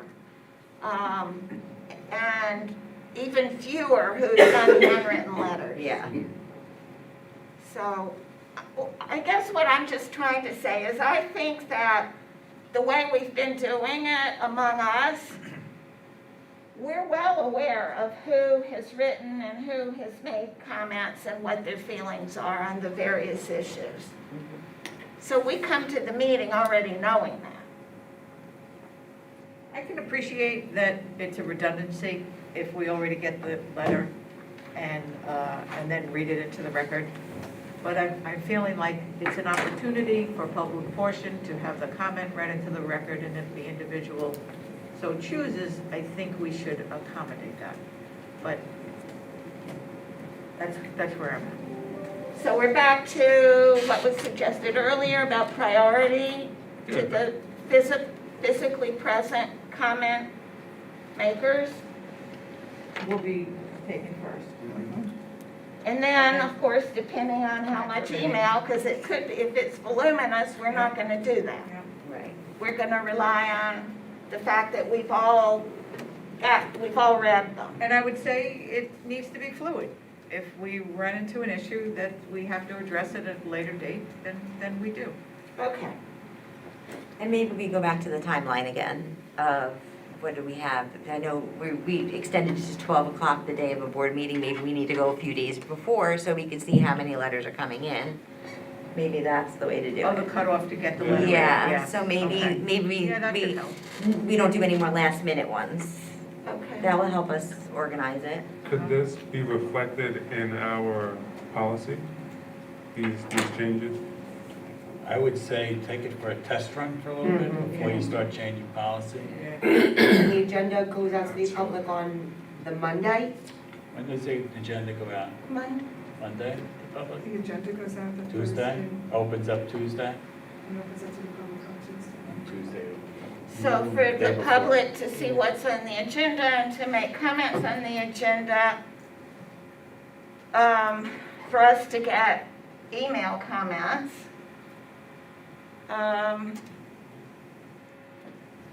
Does it have to open up that late? That's when it opens. Is it possible to open it up? I don't. We have, some timely things that get on there as you saw today. I wouldn't let this make us change how we open up the agenda. No, but what I am thinking is on the day of the meeting for our clerk, how burdensome is it if the clerk gets emails I think to her? we did noon, right? Weren't we doing noon? Between noon. Has that put too much pressure on you? It gives me time to post it. I can post it in board docs if I get it by noon. Well, the comment would be actually, it's emailed to all the board members. That's what we've been doing. Yes. Yes. Yeah, so noon cutoff, day of the meeting, to be read. Okay, and that way, And we'll Yeah. take it for a ride, see how it goes. okay. This gives everyone more than a day to put it on the agenda. Or to put it on, to be read. And I think we need to, just let people know if they really want it read out loud, they've got to let the clerk know that before noon. And it would also be subject to there being time available. And before we close this out, it's relative, but not directly. I drove out east yesterday, and I was driving through Hampton Bays, and I went past one of their schools that had a big sign out in front of the school that said, board meeting tonight, 7:30, see you later. And I thought maybe in addition to the efforts we are making to notify the public about our board meetings, we could do something like that, at least in front of Central, to say board meeting tonight, or board meeting tomorrow, or in front of our schools. Just want to throw that out to the board for food for thought. We don't have to entertain it right now, but it was an observation that stood out to me as I drove past it, and I thought it was helpful. Well, I think also the fact that we've been doing YouTube, we've had a lot more parents watching the meetings than we ever had I shouldn't say ever, but on a regular basis, we didn't have live parents coming in to observe our meeting. Do any of our schools have electronic signs in the front of it? Because that's what No. William Floyd does. They put their board meeting. No, one of them do, huh? We don't even have any message signs that you put the things up manually. Yeah. So, Maybe we should start thinking about that. Digital message board? Yeah, like at Yeah. all the schools in the The fire front. departments have it, the ambulance Yeah. company has it. Let's borrow the fire departments. But I'm We'll ask saying, the fire departments to announce our board meeting. it's not just about board meetings though. Everything, concerts, Well, let's games. play basketball in our gym. There you go. They use that for community announcements. I'm always looking at them when I pass them, no matter what I'm passing. It's a good Yeah, way to that- get that any is a thought. information out. That's a good So thought. maybe that is something we want to keep in mind for the future. We'll take a look at that. What location would you think would be the best spot for that? Well, I know most schools, all of them have it in the front of their school where they have their. All schools have digital signs? I mean, I would think that we should look at it for all the schools because they all have different events. I think we'd have a little difficulty getting that by the Gulfport Village, a digital sign in front Well, of the because district is right here, maybe Vern, we start out. Yeah, I mean, we I can don't start think out. we don't have to adhere to the Gulfport Village, right? We'll put it on the grass, right? Like we have our signs. As long as it's on our property. Yeah, right? no, I think we can do what we want. I'm just saying. We can do whatever we want. I don't know if that'll go over very well. Well, both the fire departments have it in the village. Like, Yeah, too bad. I mean, I don't think, if that is a problem, that's really a problem within the community. And I'm sorry, I'm saying that on the record. See if we could afford, where we're looking at money-wise, if we could do for every single school. And Yeah. then if No. not, then think of a central location, which might be more towards the middle school. That's on Station Road. I feel like that's. Yeah. So if we were only doing one, I would think more of our central schools would be towards the middle school. Between Station Road, the villages, right? I feel like that's our central location of I our never schools. passed the middle school, And- like almost never. Well, and maybe in Dr. Gianni, with the superintendent meetings, maybe you can inquire as to who has digital and where do they have them? I think it depends upon the location. It's all, we just don't have a great location to place it in, I think. Because you want to hit where everybody passes, right? And I don't know if everybody passes the middle school. That's the most You know what I central that I thought about, I agree really with you. never, I'm I not definitely even agree with you. exaggerating past the middle school. I don't go that way. And I go there I probably- take South Country Road if I have to go down to the village, not Station. I mean, I'm not saying, it. I'm just I was just saying, trying to think of the most central one or two school. schools. I don't know if Dunton is it either. you know? Yeah, really. I mean, I think that maybe at the secondary level we should start. because they do have a lot of events at night, and they are more from the street view. So maybe the middle school and the high school. I would, if I would say the high school is where you would start. I think the high school has the least amount of traffic. But No, but it has the most amount of Most action. events. Most events, Yeah. okay. Even the sports. Everybody's going there. Yeah. Yeah. You're right, it's kind of tucked away, but you have most of you folks going. All right, well. Well, something to think about. well, let's think about it. Perhaps we'll put that to strategic planning committee. Yeah. There you go. There you go. See if they think if it would do anything beneficial for us. Yeah. We'll have, What do we want to accomplish? we'll have Ms. Costa cost it out for us and see, Okay. So, okay, with regard to the email and public commentary, we have an understanding among all of us about how we're gonna do this from here on out and see how that works. Just to be clear, we're not gonna post it under public content, right? I don't think we are, I don't think No. that was. I just want to No. make sure I understood that. No. Okay. We shouldn't be the newspaper. Yeah, I agree. So, the other topic is meeting venue, and this is something we've sort of touched on in other meetings. And just to remind everybody, I had said before, this particular venue for purposes of having our board meetings so that we're able to meet together and talk to each other in order to do the business of the board. This, in my mind, is the most suitable venue. And to think of moving it to any other place where I've been at meetings over the years, it would make it much harder for us to be able to communicate, to have eye contact, to do the business that we need to do. So I am in favor of keeping our board meetings here. I do understand that there have been times in the past where it's been advisable and necessary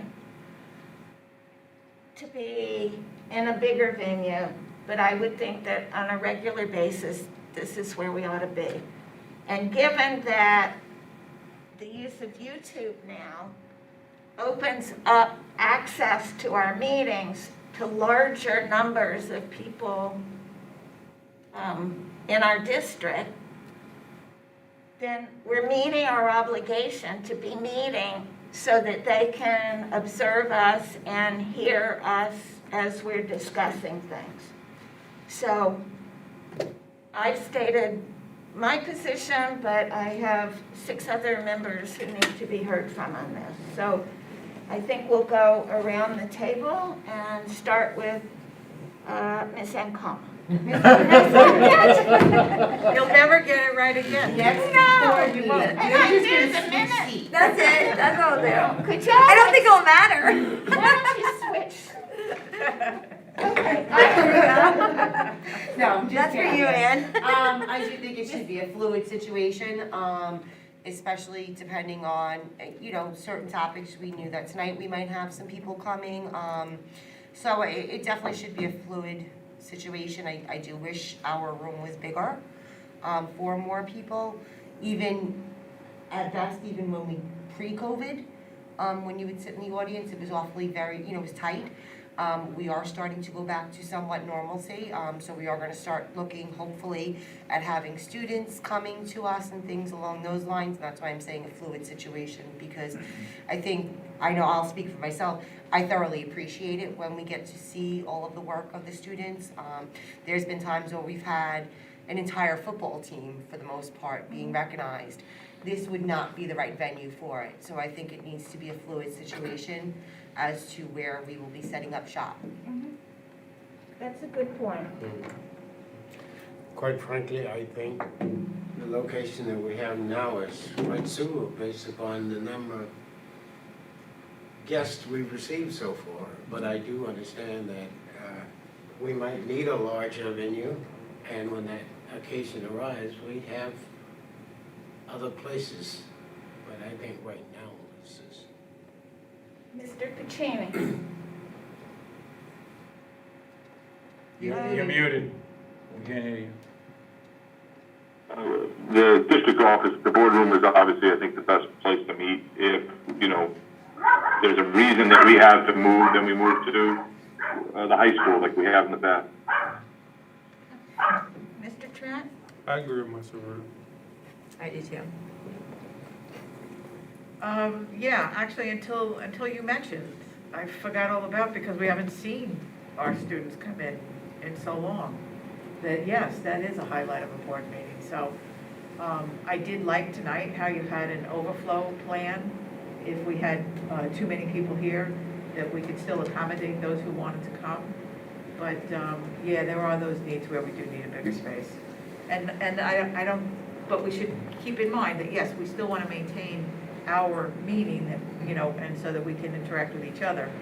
But yeah, if we're all about the students and about highlighting our programs, I think we need to have them in more often, not less. So, I don't know if we need a resolution on this. I think we just have heard 7 people say, we'll stay here unless we need to move, and, you know, like having the entire football team in, for example, or the chorus, or even, I can recall the times we've had the little children who've come in for a whole class. It gets really crowded in here, and given our spacing requirements now, we can't do that. So if we can just look at our schedule and anticipate when we may need a bigger venue, we would do it then. I mean, I think that's typically done with the development of the agenda. So you're developing the agenda with the superintendent, board president, and it goes out in terms of the venue that's appropriate for what's on the agenda and the anticipated public participation. Okay. All right, so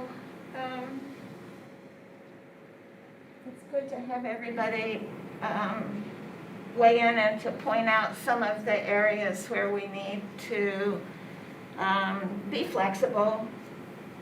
And it's a benefit to us, and it's a benefit to, I think, the children that are in our district. I think, you know, there have been times when they've really been excited about coming into the board meeting, so. Okay. Next. Before we move off of this, I would ask the board if they want to consider, we're at 6 feet. If we move to 4 feet, we can get everybody at the table. Everybody meaning? Our district clerk, Ms. Ciaffolletti, and our student ex officio. What, the guidance says what? Well, it's no guidance for us, but we're doing 3 feet in the classroom. Okay. So 4 feet would get everybody at the table, and it'd open up a couple of chairs as well. We're at 6 feet now? Right now, we're at 6 feet. And we could have how many more people? Well, we get 12. We'd be able to get 12 at 4 feet, and that's everybody. One council, student ex officio, and Mr. Flynn and Ms. Ciaffolletti. But then we could add more public chairs. is And then what we'd you're have more saying. chairs, yeah.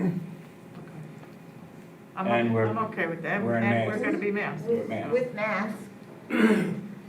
That was good? That I'm good with. And we lost Mr. Pacini. We lost Mr. Pacini, but he's outvoted anyway. All right. So why don't we try it and see, and if things change, Okay, sure. we already know that we've been able to manage with the 6 feet. And let's see what happens. Okay. Is that okay? Yes. Yeah, okay. Okay, beautiful, thank you. And moving on to our next item for discussion, is the board priorities for 21-22 school year. I've included last year's priorities for the board's review, which I believe continue to be appropriate moving forward. But what I would like to do is to send these priorities to the board's advisory committees for input. As our advisory committees, as you know, are made up of all district stakeholders. I think it'd be a pretty good idea. And I also, obviously, would like some guidance from the board. I don't know if you want to do that now or do it at a later time, but I'd like to get something for you to act on in September. Oh, you have an awful lot. I already have my notes, but Can you just hand me those? I don't know that you can read them. Well, Ms. Hayes, can I just go first? I lost him. He's gone. Oh. He's not in the waiting room either. Yeah. Nope. Okay, Mr. Trent, you had a comment? Yes, can we just add the subcommittees to the list as well? I think Yes, it's- absolutely. Okay, Yep. that's it? I was thinking, you're thinking equity? Yeah, and the Yeah, other no, one. that was on our minds. Oh, under the advisory board committees, their subcommittees? Yeah, Yeah. yeah, I'll have the advisory committees send it out to the subcommittee. Okay, good. Okay, any comments the board want to make at this time? You want to just hold off until we get some more data? I agree with the superintendent that I thought they were appropriate for this year too. I didn't know what else we could add to strengthen it. I thought they were really good last year, so unless there's anything else that comes up out of committee. I'd like to hear their feedback from the committees as well. Yeah, and I definitely do think that being on the Health and Safety Committee, I don't think that we focus enough on the social emotional well-being of the students, and I would like to see that committee focus more on, maybe get some guidance counselors in on that committee or something to that effect, just to explain what they're doing for that aspect and for the kids coming in and how the transition was, especially for the October meeting. But I feel like we didn't really touch on that at all last year. I think that came through the curriculum and instruction. But we do have it as a priority for under health Oh, and you're safety talking for the about social priority, emotional okay. as well. And I think I actually asked last year to add that under there, but we didn't touch on it. So I think that should be one of our goals on the health and safety committee this year. But this is one reason why having this go out to the different advisory committees is it gives them a chance to weigh in and incorporate all the work they've done in the last year or so. And I think we'll benefit To from it. review how we met our. Exactly. Yeah. To Gina's point, how did we do? And Yeah. And not having somebody in that branch, the social work or a psychologist or anything on that committee, it's gonna just be us talking and not really knowing what's going on. So it would really be nice if somebody could join that committee from one of the schools or for secondary and primary level. Yeah, we go right to the leadership to ask for the committee members. I mean, I could certainly suggest that when there's vacancies. Yeah, just because, I mean, we could talk about it all we want, but to know what's really being done and where we can go with it, we would need somebody in that department. so a lot of times things are actually being done. Right, and we but just don't know about it. Right. Well, and it's not that, it's because this is like at the heart and soul of what they do. But it's good to hear it, Yeah. you know, on a periodic basis, just to be reassured that it's all being done. I think. Is it Mr. Stever wanted to know? Well, that's what we kind of just had a little side conversation. There's been plenty of times that Mrs. Restivo has come into teaching and learning, and, you know, rather than, say, her doing a presentation twice or having a discussion twice, maybe if we know in advance, I know that we have set dates, but if we know in advance, they're usually the same week, maybe for that portion of it, it could be, you know, the two committees, because they are Zoom right now, coming together, and then even if they broke off afterwards to do what you were doing, you know what I mean? Yeah, that's Instead a of good idea. seeing- Yeah, I love that That's a really idea. good idea. We also have Brian. Why don't I send it to our support team as well as the subcommittee? The school psychologist is on the Yeah. equity committee too. Is on what, I'm sorry? Equity committee, Okay. Brian's on, yes. Yeah, I don't want to suggest another committee, but does the social emotional support for students and staff need a subcommittee in health and safety? No, Is that? I wouldn't say that. Or Mr. Ruda's suggestion of maybe bringing the two committees Yeah, no, together? I just think, Yeah. you know, we should have a bullet on the agenda discussing that at every meeting, at some Okay. aspect of it. Yeah. You know, it's gonna be important, especially these kids adjusting back into 5 days a week around everybody, you know, we're gonna need to focus on it.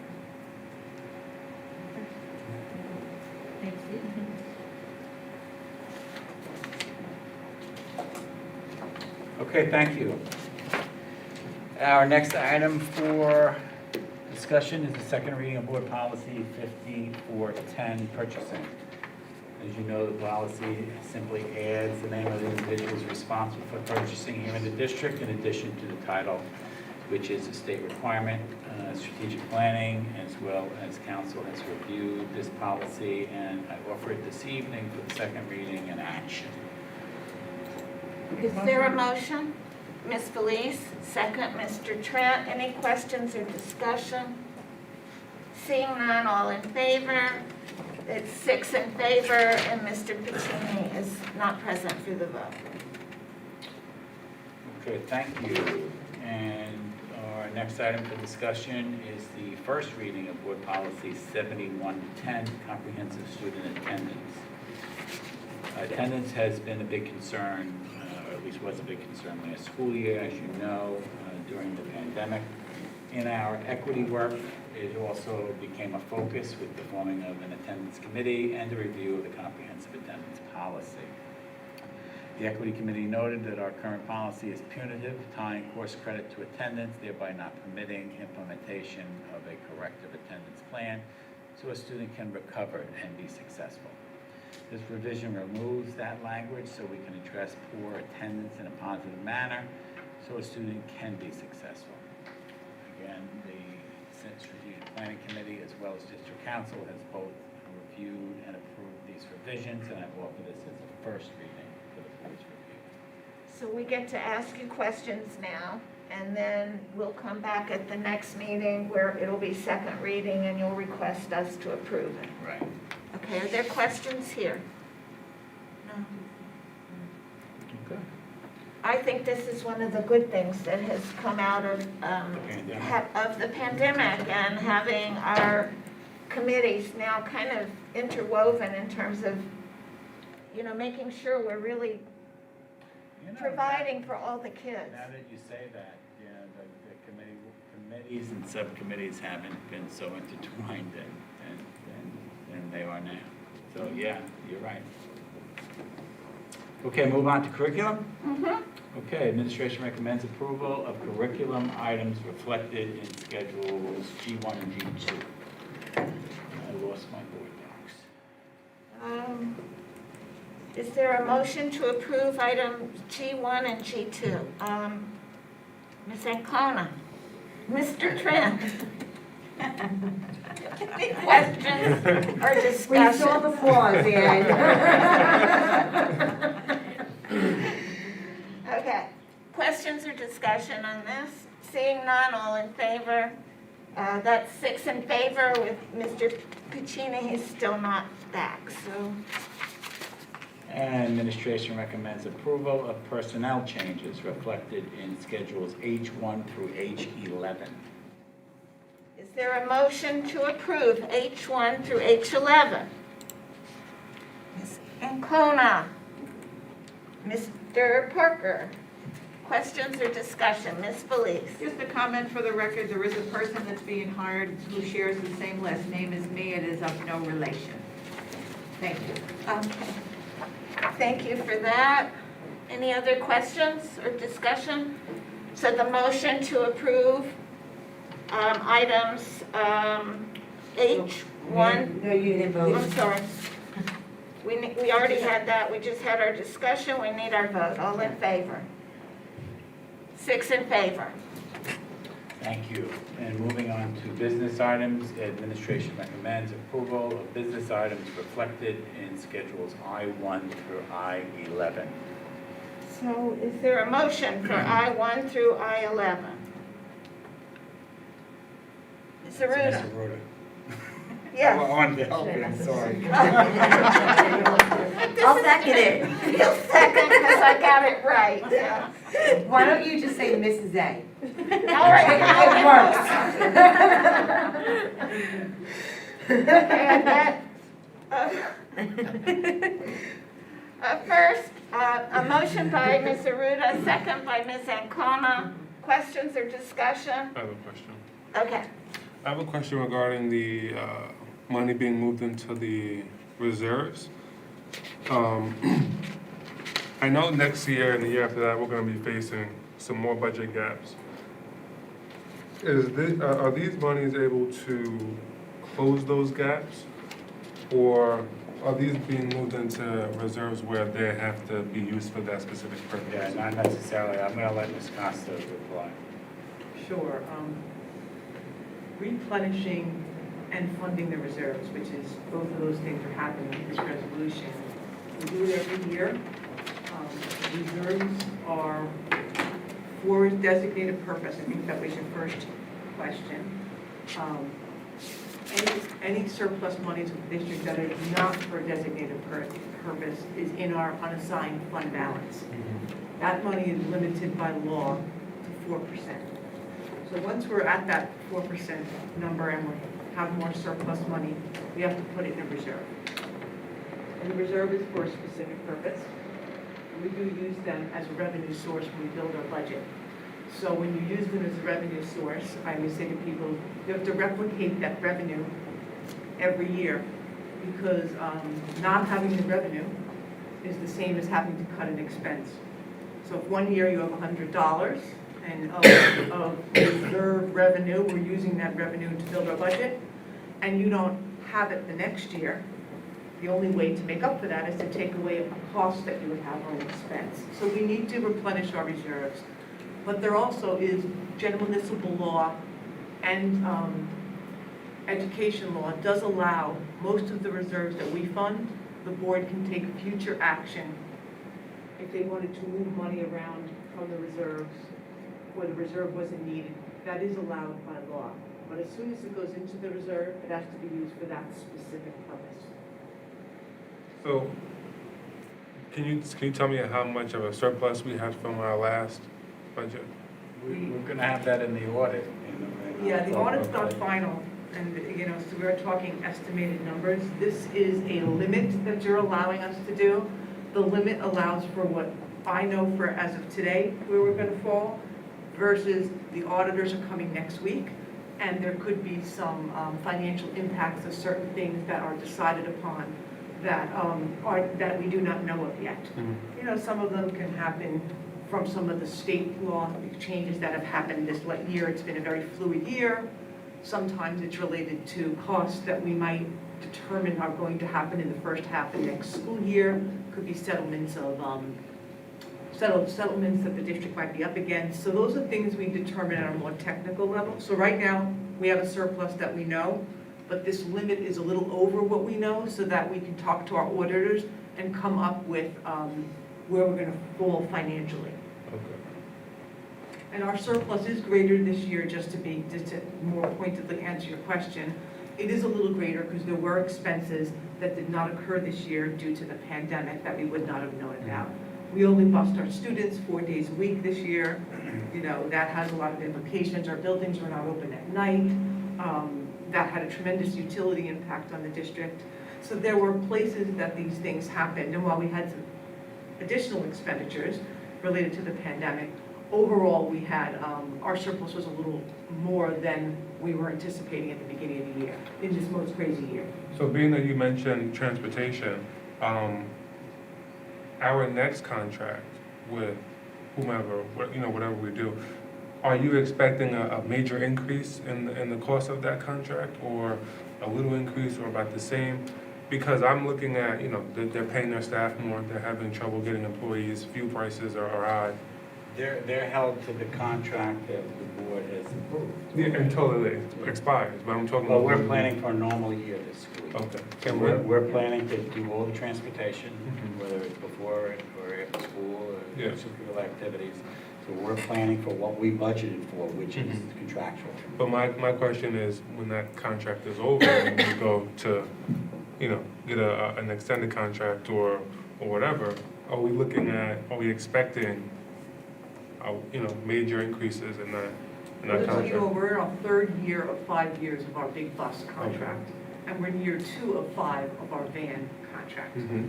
So we do have a number of years, we're on a 5-year RFP. Okay.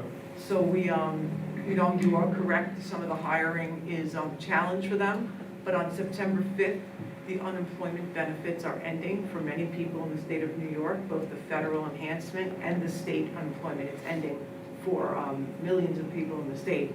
So some of those hiring challenges might lean up. And since we have a number of years till RFP's up, hopefully that smooths out, and we can hope that that doesn't translate into higher, costs in the future. But I think it's a little far out to know that. Thank you. More questions? Yes, just one additional question, related to the surplus too. Thank you for that explanation. And the reason that I have a little sensitivity to the surplus is because we had layoffs this year. And our budget was a $15 million shortfall. And so I think the board is going to be a little more concerned in watching a reserve fund not to exceed $6.2 million, which is what this transfer represents, to say, how did this happen when we were in such dire straits only, 4 or 5 months ago, when we put the budget together. So the explanation is reasonable, but we are still sensitive to that we had to lay off teachers and staff members, and I think we're going to be, I'm going to be very interested to see what the surplus is, because if we couldn't afford to pay our staff at the time, where did all these surpluses go? And we knew we had we had revenue that was going to be there because we didn't use the services that we had because of the pandemic. And so that's why the question came up. I was originally against the move, but I am going to support it. We're ready to vote then. Yes. All in favor? 6 in favor, so it's approved. I'm done. Go back to you. Her question just raised something that I wish I had asked during your report. But of the staff members who had been given notice of layoffs, where do we stand in terms of them being brought back or? I think all but 3 are back.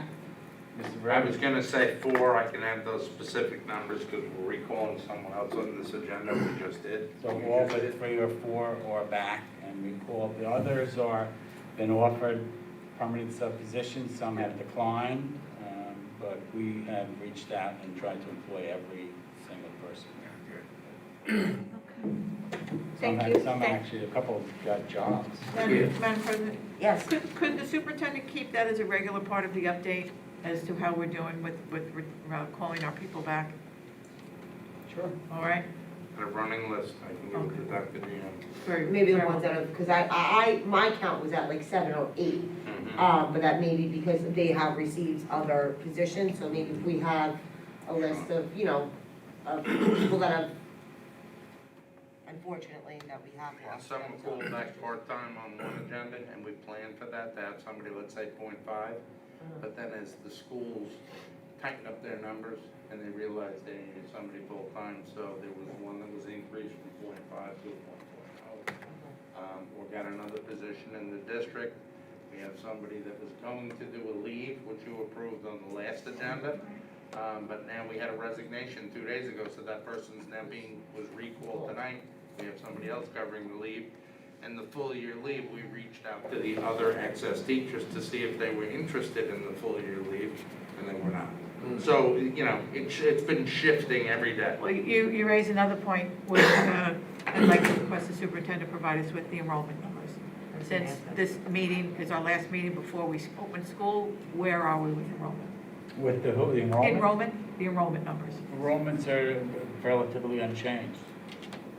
Well, we were told we were losing significant amount, which also contributed to the layoffs last year.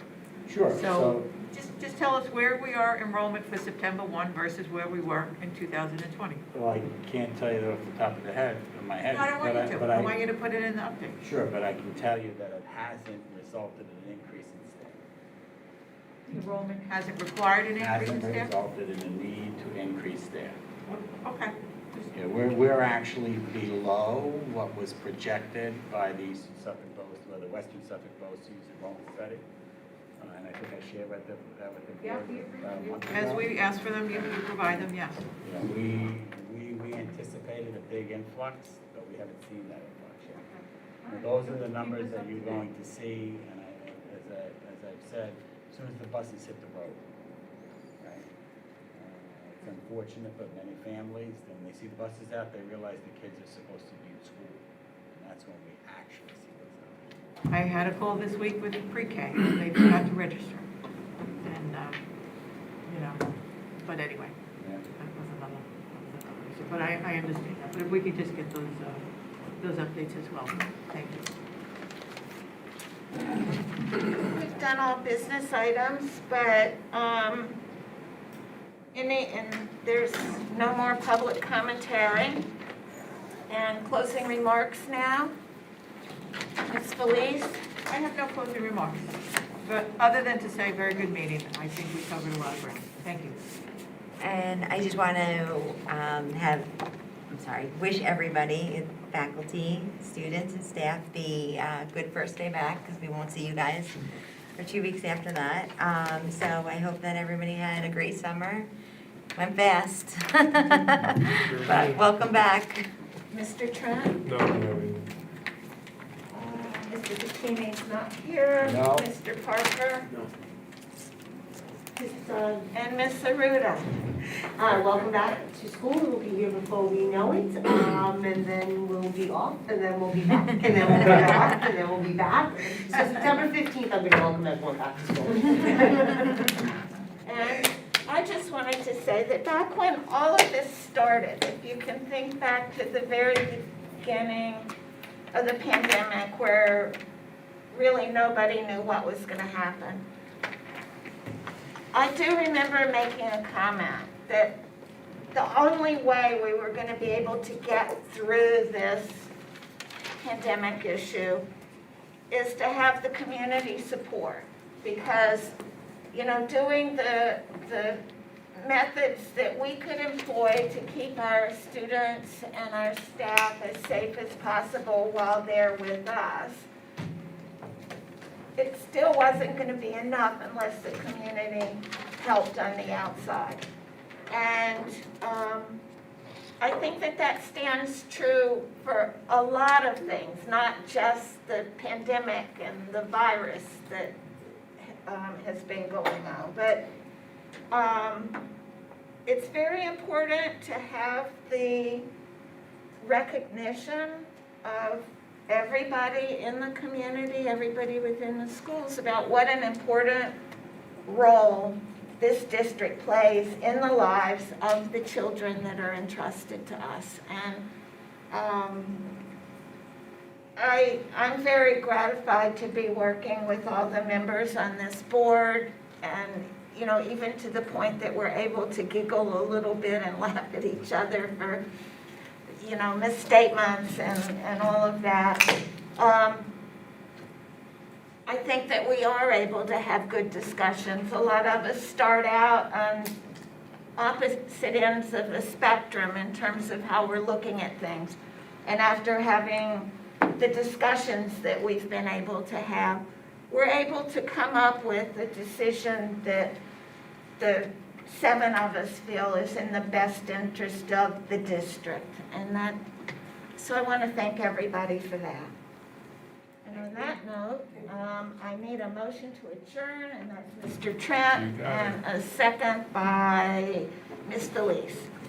All in favor? It's unanimously approved. Good night. Thank you.